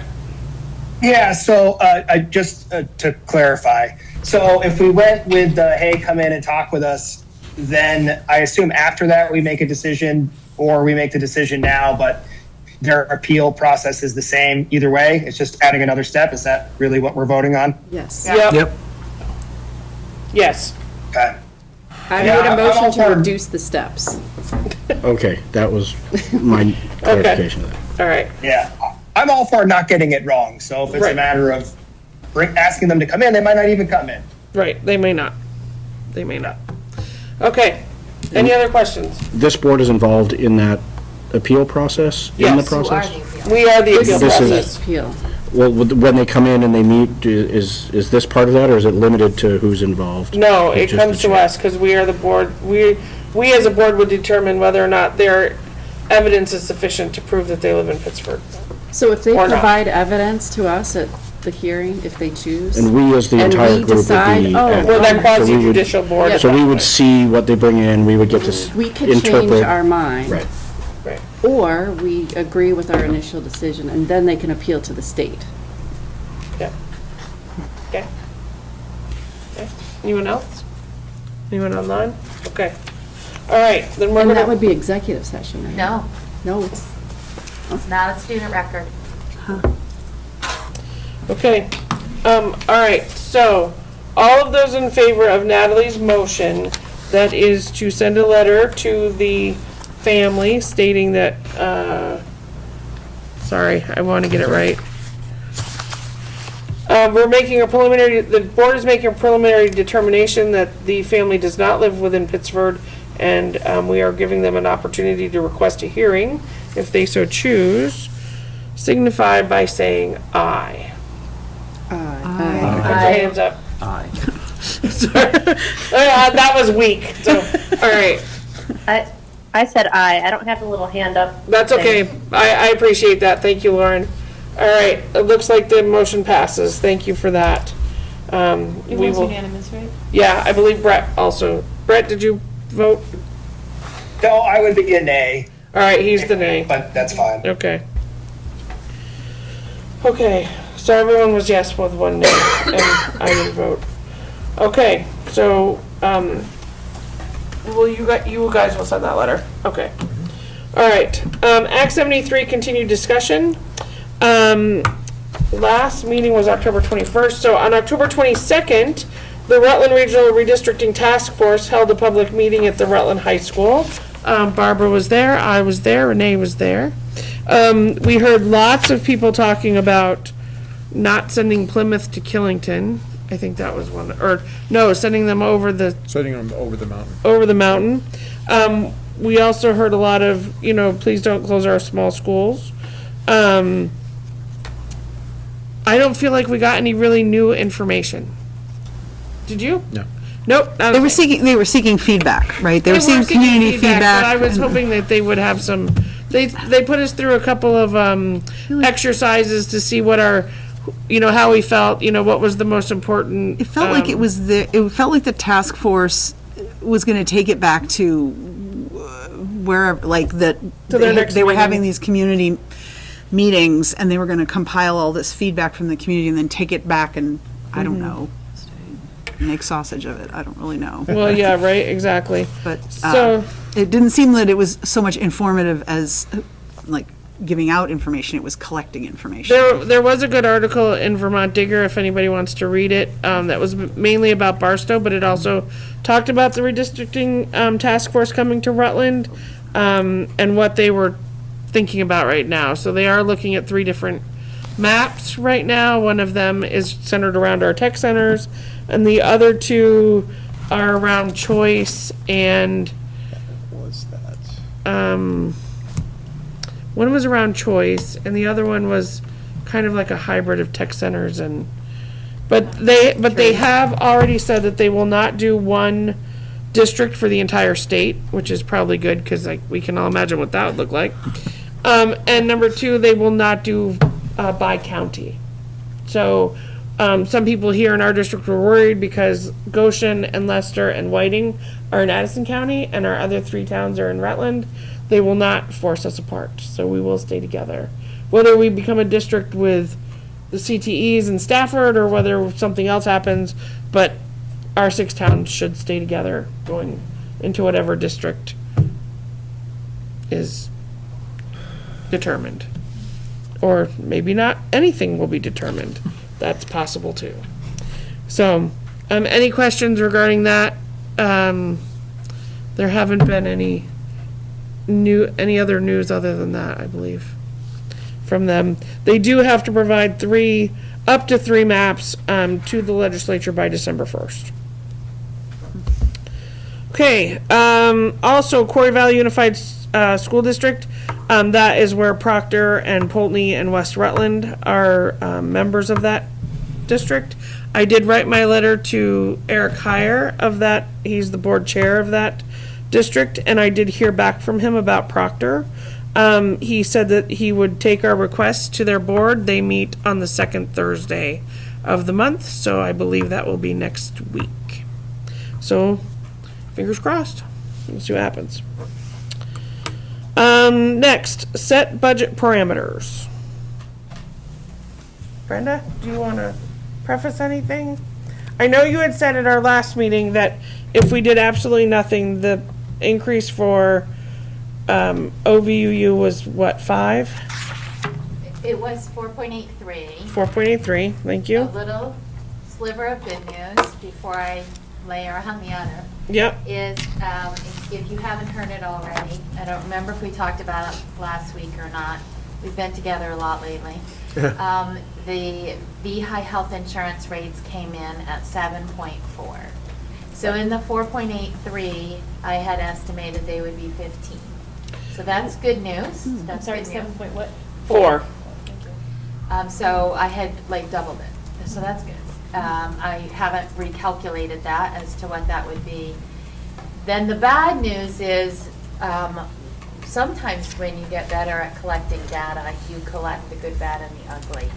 And as you may have seen in the first presentation, we have some sites that are seeing declining enrollment, specifically our high school.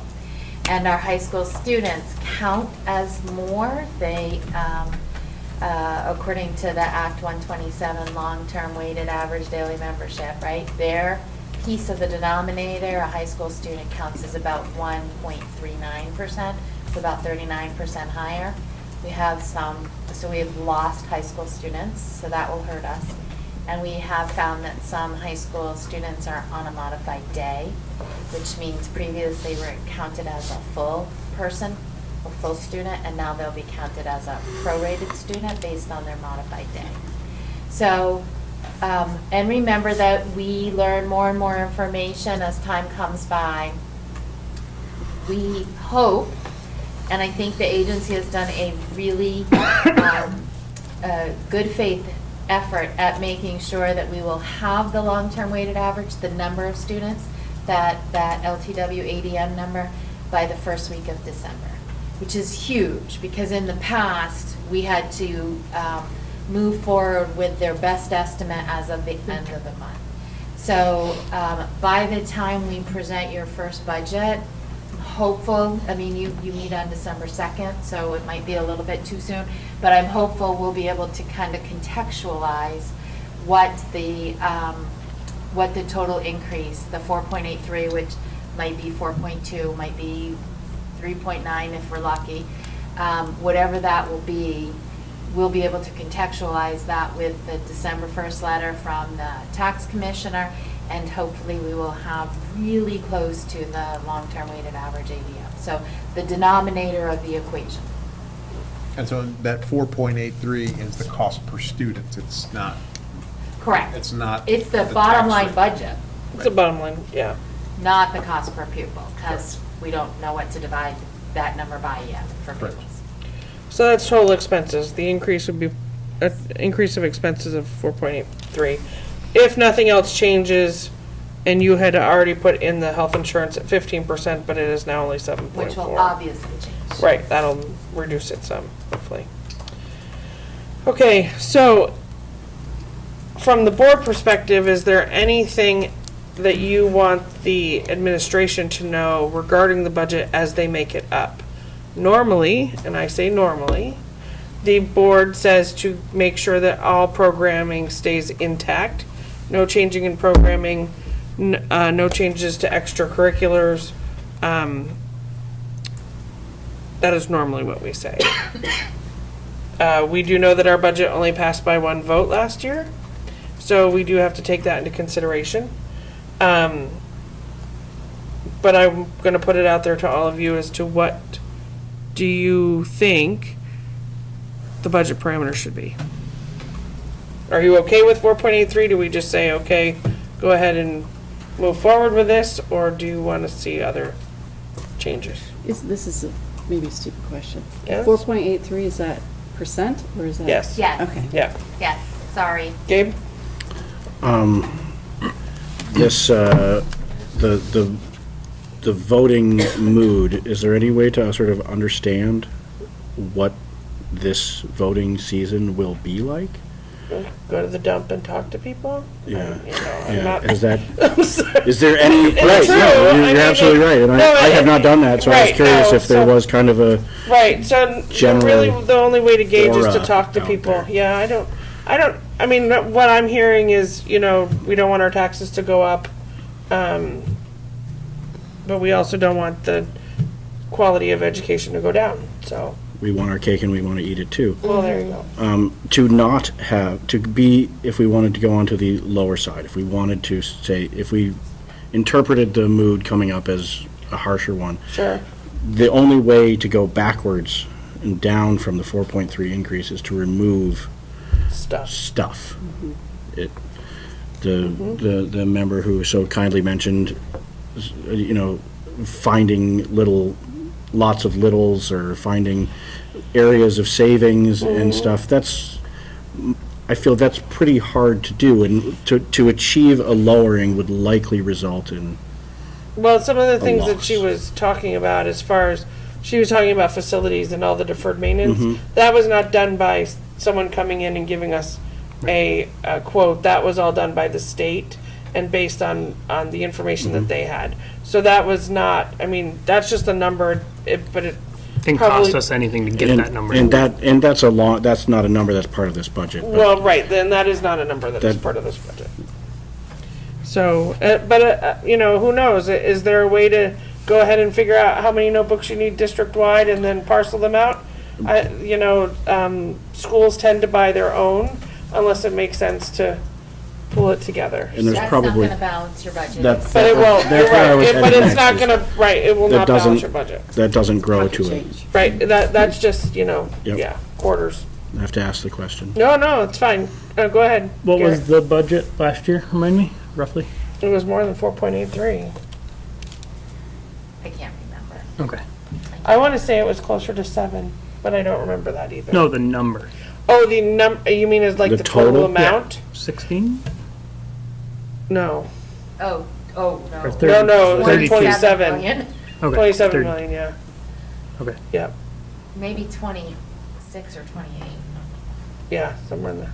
It was on the slides. If you go back to last meeting, I think you can see it. Two meetings ago. So just a reminder, the Yeah. 4.83 was saying all the staff that we have today, we're just going to Brett assume has we the have them Okay, next year. thank you. We didn't take a look at saying, okay, well, we I should have, just know that we it did not consider the conversation that we've been having over the last 2 weeks about OCA and Neshabie, Caverly, and Whiting. They were not considered in that. And it did not consider the declining enrollments at different sites, right? So, you may recall, I think it's hard to define the don't make any program changes, because we did last year make some reductions, and I would assume some people would have considered that as a program change. But for example, we had 38 kindergarten students and we had 3 classrooms. We decided that we did not need that small of a ratio in first grade.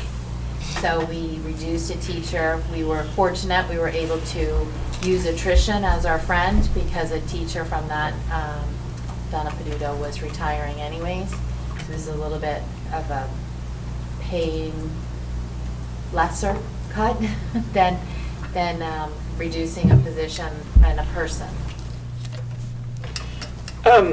So when I say no programming changes, I don't necessarily mean adjustments.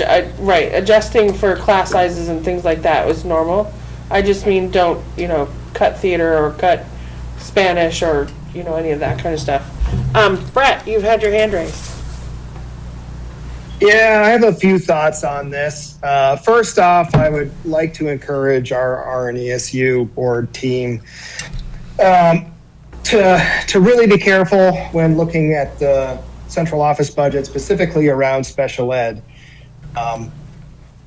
This is something that affects my family, and the workloads on our special ed team, I think is pretty tough, to the point where, I think maybe children are suffering a little bit because of it, and the level of services that they can provide.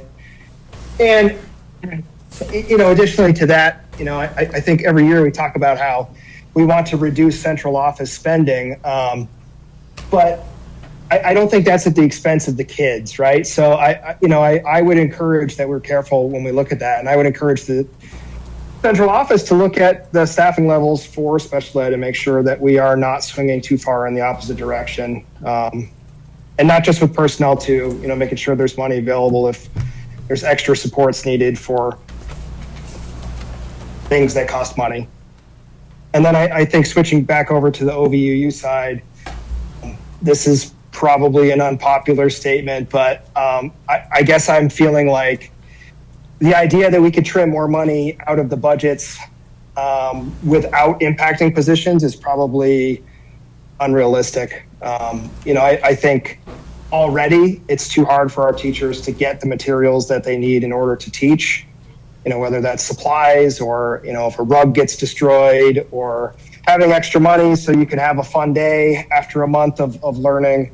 Stuff like that, I think needs to be prioritized. I get worried when we're trying to find creative ways to save money, because typically all that means is the students have less money for art class, or the parents have to fundraise in order so that they can do something. And I would like the district to prioritize having those funds so that students don't have to suffer, even if it means we have to reduce a position somewhere on the teaching side. Okay. Lori, can I? Yeah, sure. So thank you, Brett. I just wanted to provide some clarification on special education. So there is actually a requirement, it's called maintenance of effort, that we have to prove to the federal government, presuming it still exists, but we have to prove to the Agency of Education that we are spending at least as much tomorrow as we did today on special education.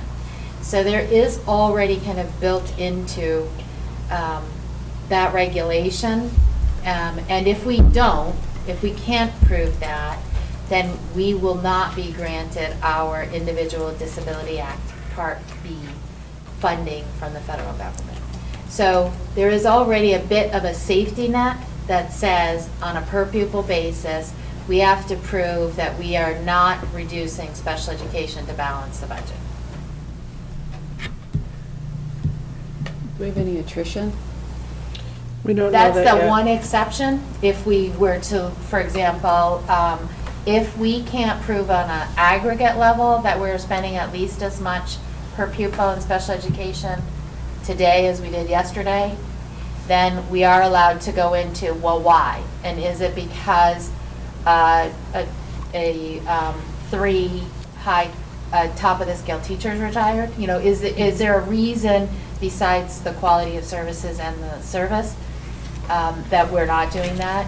Then we can grant what's considered an exception, but we do have to go through that fairly regimented process if our spending on special education is reduced below the current levels. How is this year's budget playing out? Well, they're still in the early works. I mean, this 4.83% is if we left the budget alone like we did last year, with just a couple of caveats. So now, what the district is doing, or what Renee and Brenda are doing, is they go to each school and meet with principals, and then they make changes based on that. So we won't actually see a budget until. Well, I mean, our spending for the budget that we're in Oh, right the now. current right now, this year. where we are. Yeah. So the financials are on or online. I've been having a hard time finding those. You said that at the meeting before, but, Oh, We can- I can show you where those are.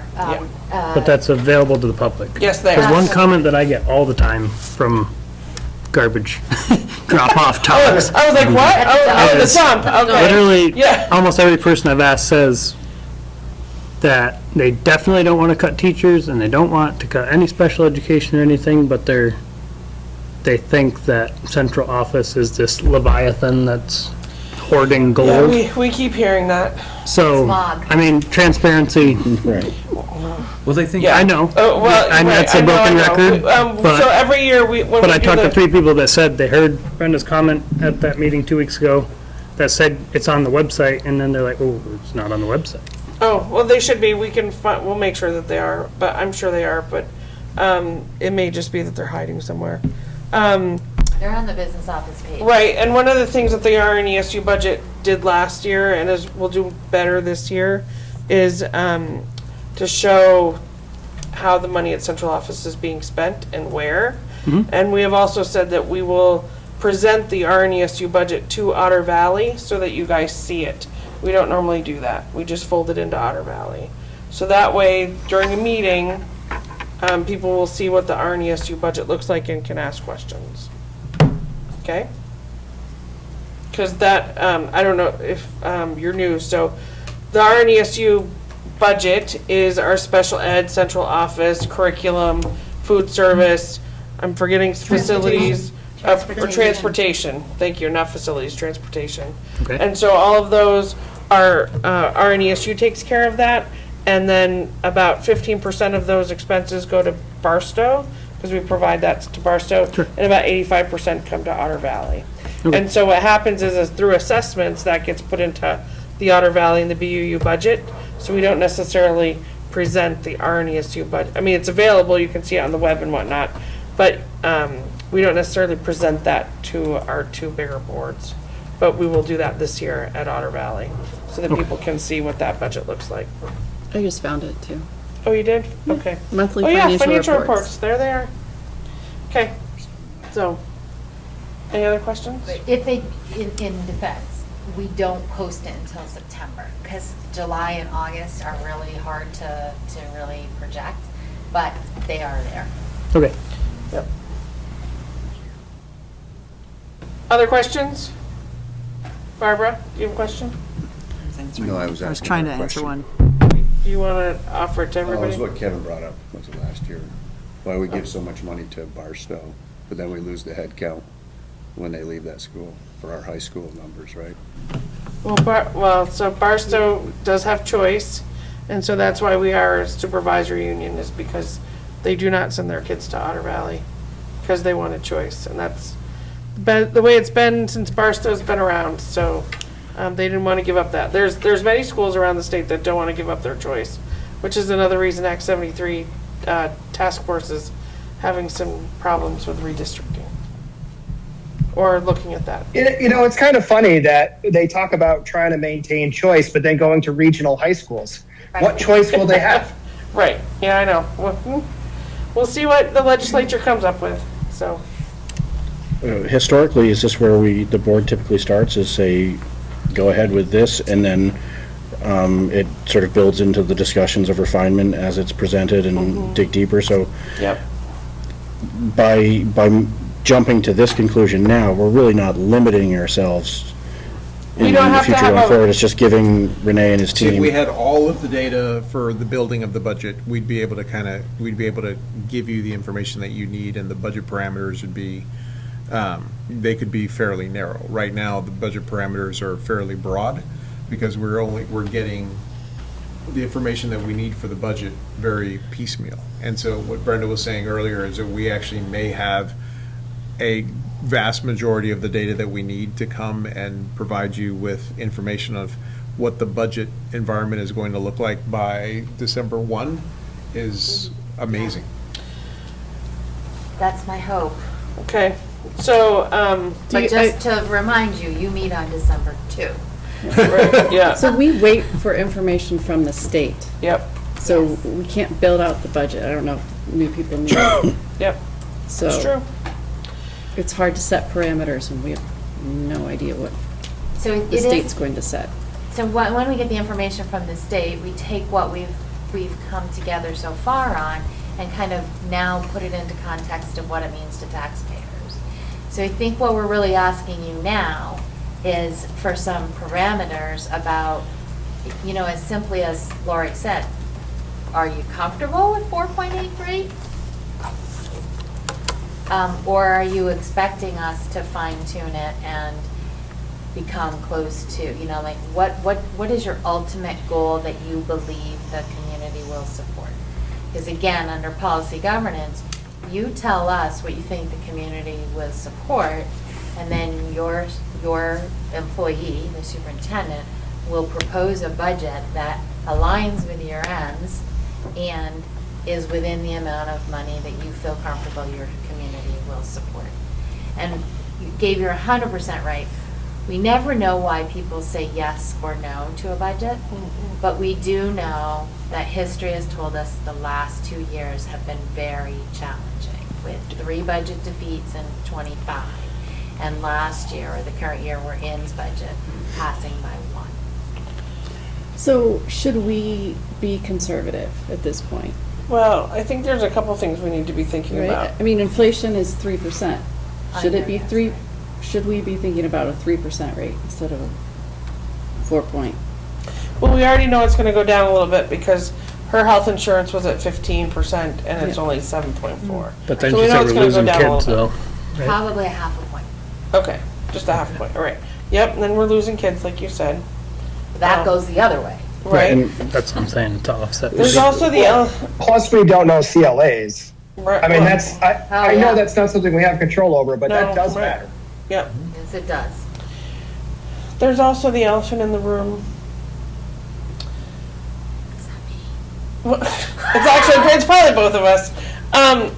The elephant in the room is that, not that we're going to make a decision this year about the Whiting Lester issue, but do we ask you, and I'm sorry to ask you, to try and create a budget that shows that change? Because that's one thing that people want to see, is what's the change. And I'm not saying that we go with that, I just think we need to be transparent and be able to show those numbers. So I don't know how that changes anything, but I still think we need to be able to show that. what have we had Just for a second. applicants for the preschool? Not yet. Well, Right? I'm just wondering, should we consider that? Because what if we can't find anybody? We may have to look at, what, preschool? yeah. Oh, you mean Closing, for at least the Whiting option. Well, that's part of the Right? budget. I mean, that we can do a standalone. So, but those are things that have to be built into the budget, and that actually is an RNESU issue, not at least the pre-K part of it. So The funding is here, but the decision is there. It's a right. weird So it's thing. weird. You had your hand raised. I think personally, as a board member, that it's unfair of us to ask the administration, can we call Sure, them okay. that, to propose anything that's gonna be even close to accurate for December, whatever, for the proposal. Well, I I think mean, that we there was do have way too until many. January to make any kind of decision, budget-wise. It feels to me like right now, there isn't that much to discuss other than a couple of very broad, which set of tracks are we headed down? Do we, as a We total, want to see both sets of tracks. That's, I guess, what I'm asking. Yeah, because what happens is we get really down to the wire and then they have to Right. work We don't want to overtime make, and we don't want to make that rash decision that they're asking us not to make. So that's why I'm saying, if we're looking at a budget next, at the beginning of December, I guess I want to, we've done this before, it's been a long, long time, but we have put before the board 3 different scenarios, so, and these are the different scenarios, and this is what the changes would be. That's all I'm asking. and if we ask them that again, we won't have an administration left. 'cause Well, no, I'm not saying that, but that's Joking, part of the. joking. Well, the question, I don't is want it a easier for resignation. you to do that, start doing that now? or December 2nd? So I think that, a couple of things. I'm accountable to Renee, Renee's accountable to you, but you get to set this parameter, and we will do what we can to meet that parameter, and if we can't, we'll tell you what, when, where, and why, and then you get to decide what's next. So one of the things that I think is really challenging is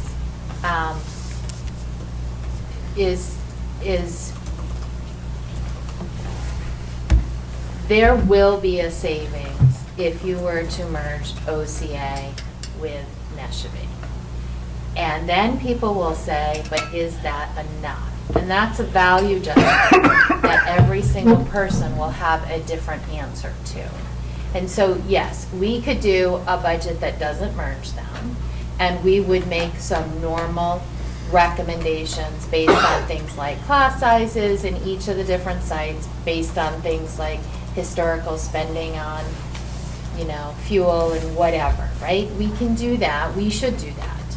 We can also make some recommendations on that merger, right? That's, I think, the elephant in the room that you were referencing, Lori. Mm-hmm. I want to be really honest that is, as you have already seen, a very hard conversation, and it is affecting people and their lives and livelihood. And if the board really is only doing that for academics, you're paying a big piece of morale for that. So I guess, yes, I can do that. But if it's an academic exercise, just know that there's a consequence to that. I feel like putting that out there in this budget cycle will muddy the waters on the budget, since I don't think there's much of a chance that any of it's going to come into play before this budget would be in place. Okay. So I guess my concern with that is if we put that out there, then it becomes a big part of the conversation, and now we're put in a place where there's so many unknowns out there. They're just talking about it, and then I feel like that broods a no vote environment. Right, because you don't know the degree to which people are going to have accurate information. So somebody might think, oh, they're merging these schools, I don't like that. No, even if that's not actually on the table. Not even part of the plan. Yeah, Right, I think a lot of, and it was brought up in our discussion this weekend about the 10-80-10, and part of a component of that, I believe, is the two tens. The 10% that's for sure yes, and then the 10% that's for sure no. They'll dig in, they'll do the research, they'll go a few layers deep and try to understand what's going on.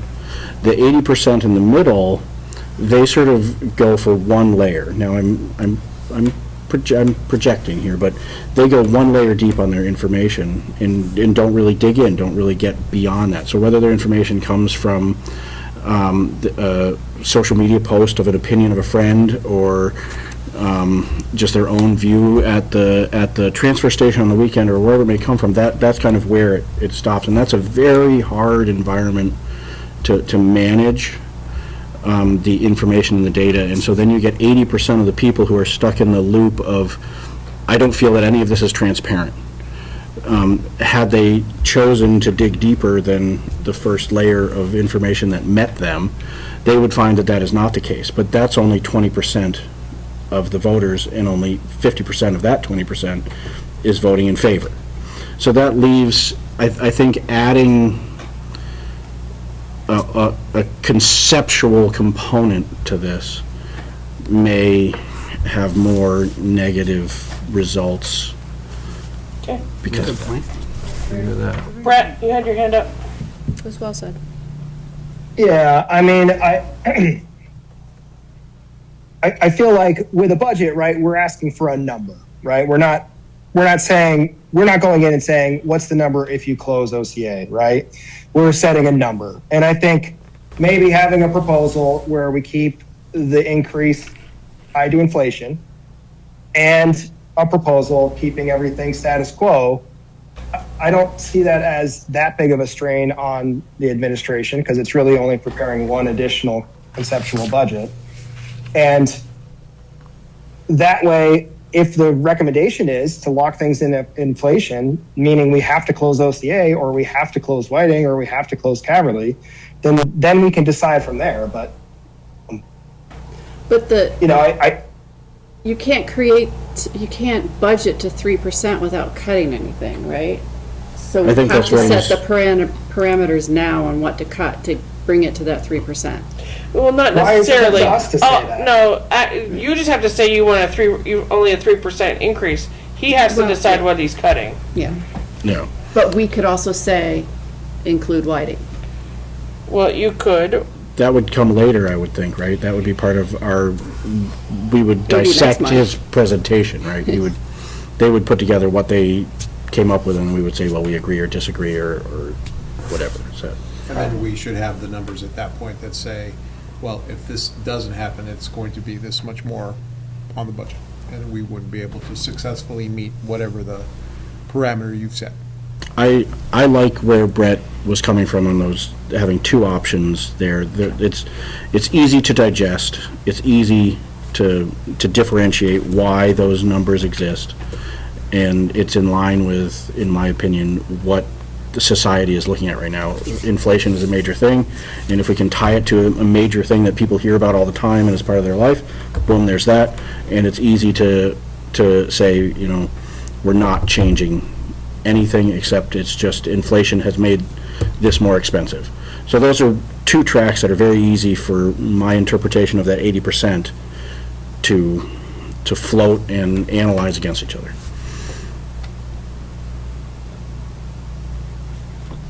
Okay, so, having heard all that, and I heard 3%, are we asking the administration to keep it to a 3% increase?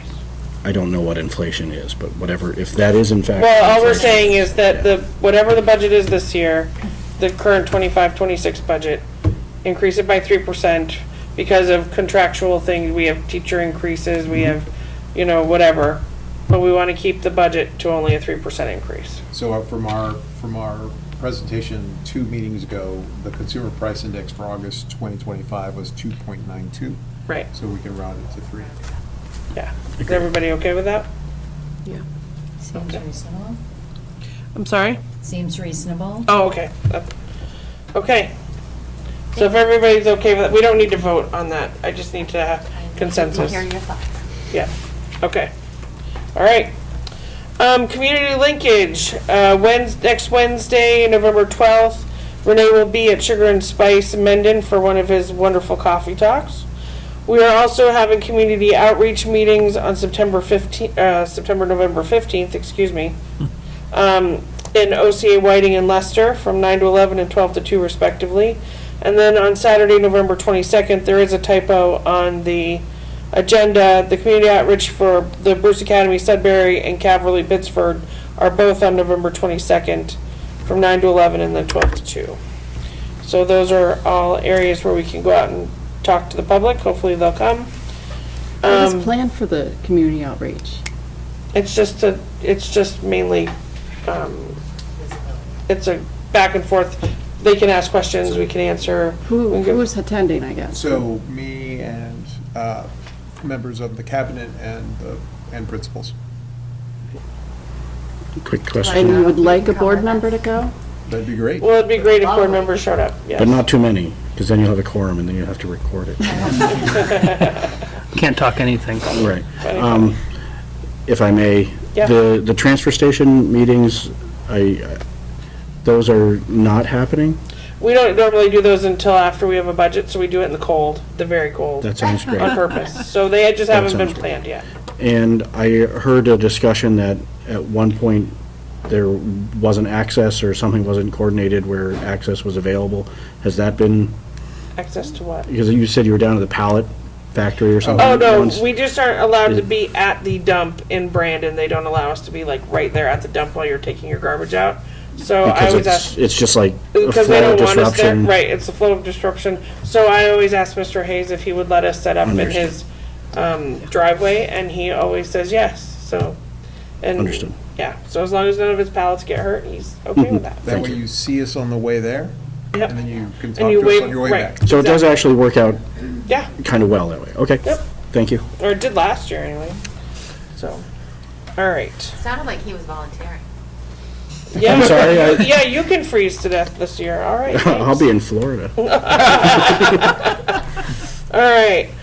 District quality standards. Everybody got an email to fill out the self-assessment rubric. I think in your packet, 10 of the 13 members filled it out. It talked about policy governance. It talked about if our board is of any quality and if we have any standards, I think. So, but that is, looked like we did pretty well on that we were either approaching or proficient. And that was also in your packet. Do we want to go over it? I mean, it's after 8 o'clock. But this is something that we will provide to the state, correct? Yeah, and I thank you so much for doing this, because I've got to submit this information for each of the 3 boards. And so having this information is fabulous. Great. Yeah, because that is due like November something, November 19th, or one of the Fridays in November. Okay, advocacy, VSBA annual meeting was on October 23rd, online. I got to be there, yay. We talked about resolutions and what we wanted the VSBA to talk to the legislators about. There were, I think there were like 11 resolutions, 5 of them passed.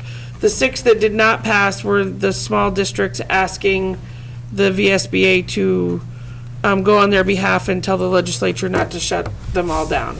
And we said no to those. That was essentially what happened at the annual meeting. The VSBA VSA annual conference, which was last week, was attended by Renee and myself. Keynote speakers talked about policy governance, good governance.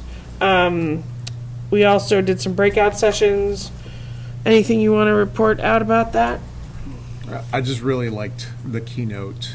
Yeah, it was great. Because it was the superintendent and a former board chair from Aurora, or East Aurora, Illinois. Mm-hmm. They did not talk about Wayne's World while they were there, but they talked about where they started, and then over the course of 5 or 6 years, how they slowly instituted things. Well, they quickly instituted things that were kind of like low-hanging fruit to make sure that students started achieving right away. And then over the course of the 5 years, it wasn't just about the students, but it was about the systems in the district as well. Just making sure that the superintendent and the boards were working hand in glove to make sure that the things were put into place in order for the kids to be successful. And they went from being a school district that was being monitored by the state to being one that was featured in Ed Week and Education Week as one of the top districts in the country. And that's just recently. And so it was really inspirational to hear what they had to say. And were there specifics that you were able to liken to what we're doing here? Putting a curriculum into place was one of the first things that they did. Well done. And then they had bilingual K through 4. Yeah. Oh. And so half the day was in English and half the day was in Spanish. Yeah, they were able to institute dual language from kindergarten all the way through senior year. Right. They started K4 and then they kept moving. Big up. district? Big-ish, about 15,000, maybe. Yeah, maybe. Between 15 and 20,000. And we're about 1,500. 1,500. so they're 10 times. Yeah. Okay, any questions for us about that? That fulfilled our 8 hours of professional development that Renee and I have to do as a chair and superintendent. Nicely done. Our NESU board update. We had a meeting at the very end of October. What did we do? So many meetings. I know, it was so long ago. I'm sure we did something. I'm sure it was very important. Absolutely. Oh, well, we'll bring it to you next time. Other business for future consideration? Anything anybody wants to bring up? Topics? I think we're all starting to focus on budgets. There's the fall musical. Oh, fall musical is November 20th through the 23rd here at Otter Valley. Annie. Annie. Districts tomorrow night for the middle schoolers is here, middle district auditions. What else is going on? Spaghetti dinner? Did Oh, the spaghetti, Friends of Otter Valley Music had their spaghetti dinner on October 29th. They made it grand. nice turnout? $1,000. Super fun. Yeah. Oh, good, good. I don't know, I was cooking. Mr. So- Roberts showed up? That was really I nice. know, I said, we called him and he didn't know it was that night, and I said I'd go pick him up.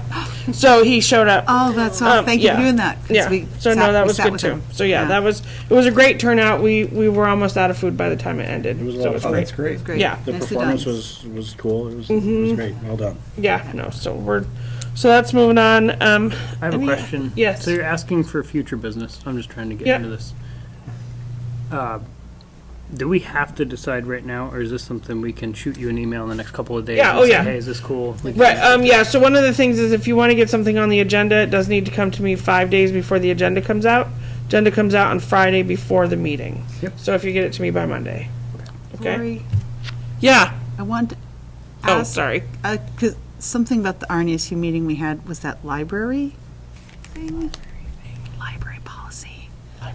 Oh, yeah, but we haven't talked about it yet. Okay, we don't need to, No, not until we talk about it, so it gets sent back here. Then we'll talk about it. okay, all right, that's cool. Yeah. Just want Facility question. Can we look at getting the exit at the far end of the parking lot graded out? Because there's some pretty big drop-offs on the, So we can ask Renee to talk to the facilities director about that, but sure. and then probably in the morning, maybe we should get some traffic people, because it's pretty crazy around here in the morning.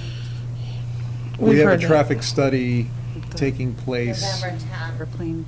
For Otter Valley. It's not a Because it's- study, they're coming to train our staff on traffic management and to look at our process, which I expect will yield some changes.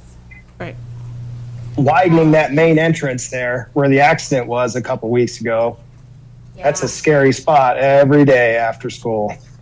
Yes. Before school. Part of the problem is people are using that turn lane as a place to wait for their students. Yep. Yeah, that's not cool. I beckoned someone waiting to pick someone up as I was coming into this meeting. They were parked at the very far end with 27 spaces in front of them, preventing 30 the cars cars to get in to Sure. also wait. So I politely encouraged them to roll forward, and then the 9 cars that were out in the road were able to pull Sure. in behind them. So I'm sure they'll find a way. If there's a study happening, I'm sure they'll experience, Well, they'll see there's also examples the of issue that. that kids are darting through the parking lot to go up the hill onto the main road to get into cars. Also not very safe. Oh, they're actually, Yeah, they're not actually- waiting there they're for the not waiting- car. Right, they're not waiting to. Then the they're- car will pull out in the Yes. left and up Yeah, the road. not cool. For driver's ed. Huh? I know, right, we do, that is driver's ed right there. No, so, yeah. Okay. All right, let's see, superintendent informational report. Just a couple things I want to highlight. First, already mentioned the AOE Strategic Plan Retreat. That took place today. I was, Brenda, Debbie, Brian, and Michael attended, and we were there to participate, to listen to, you'll see that it was about elevating academic excellence, expanding college career readiness, promoting safe and healthy schools, improving operational effectiveness, and enhancing special education and differentiated support for all learners. This is what the state is moving. These are their 5 pillars for the strategic plan. So as I get more information, I will share it with you so that way you have the ability to provide any kind of input that you may have for the AOE as they're writing this strategic plan. Where I know that Brent and I we had fun causing problems in one of the, well, not really problems, we just had fun conversations with others in one of the sessions today about what we believe, how things could be improved. So going to these things are always entertaining. The other piece that I would like to highlight is the update on the winter student meal distribution. That's actually, well, there's a typo there, it's actually $20,000. But so when we came to the RNSU board. That's what we did. When we came to the RNSU board, Yes. the RNSU Exactly. board gave the supervisory union and the district permission to be able to provide meals to students over the long winter break. And so, given that the National Student Lunch Program doesn't provide reimbursement to school districts for what we're proposing, we were going to have to spend our general funds in order to make it happen. But already knowing that 2 weeks is an awful long time to not be receiving the meals that we provide within the schools, the RNESU board said, yes, please go to it. Brenda estimated that it was going to cost us anywhere between $20,000 to $30,000.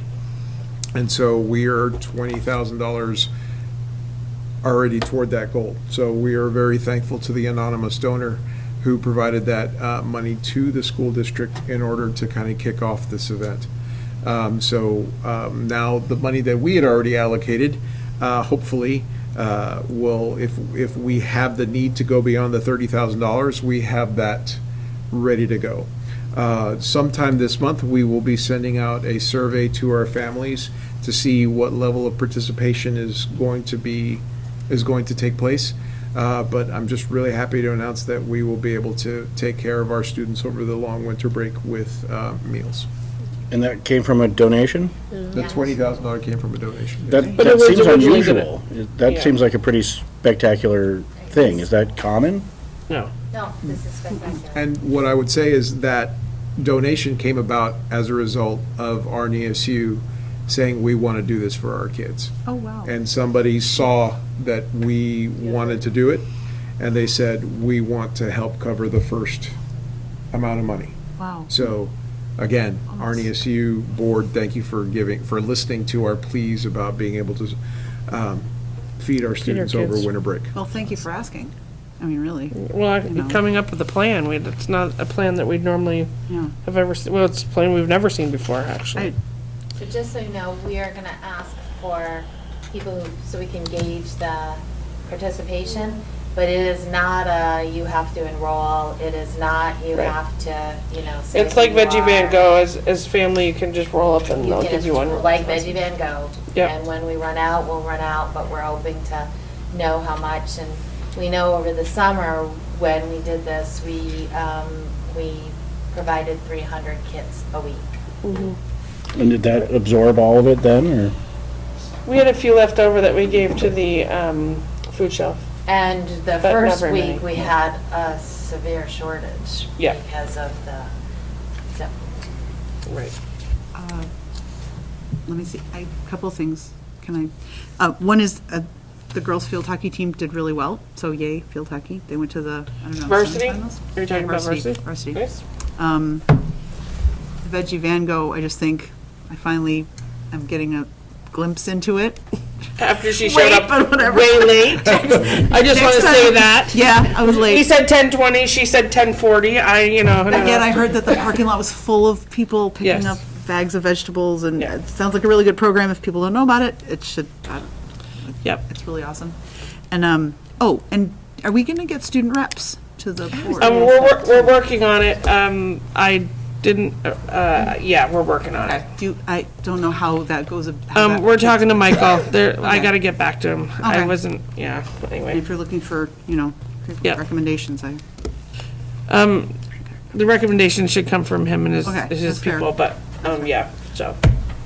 Okay. Thank you. Yeah, you're welcome. Also, since we're talking stuff, varsity football is on to their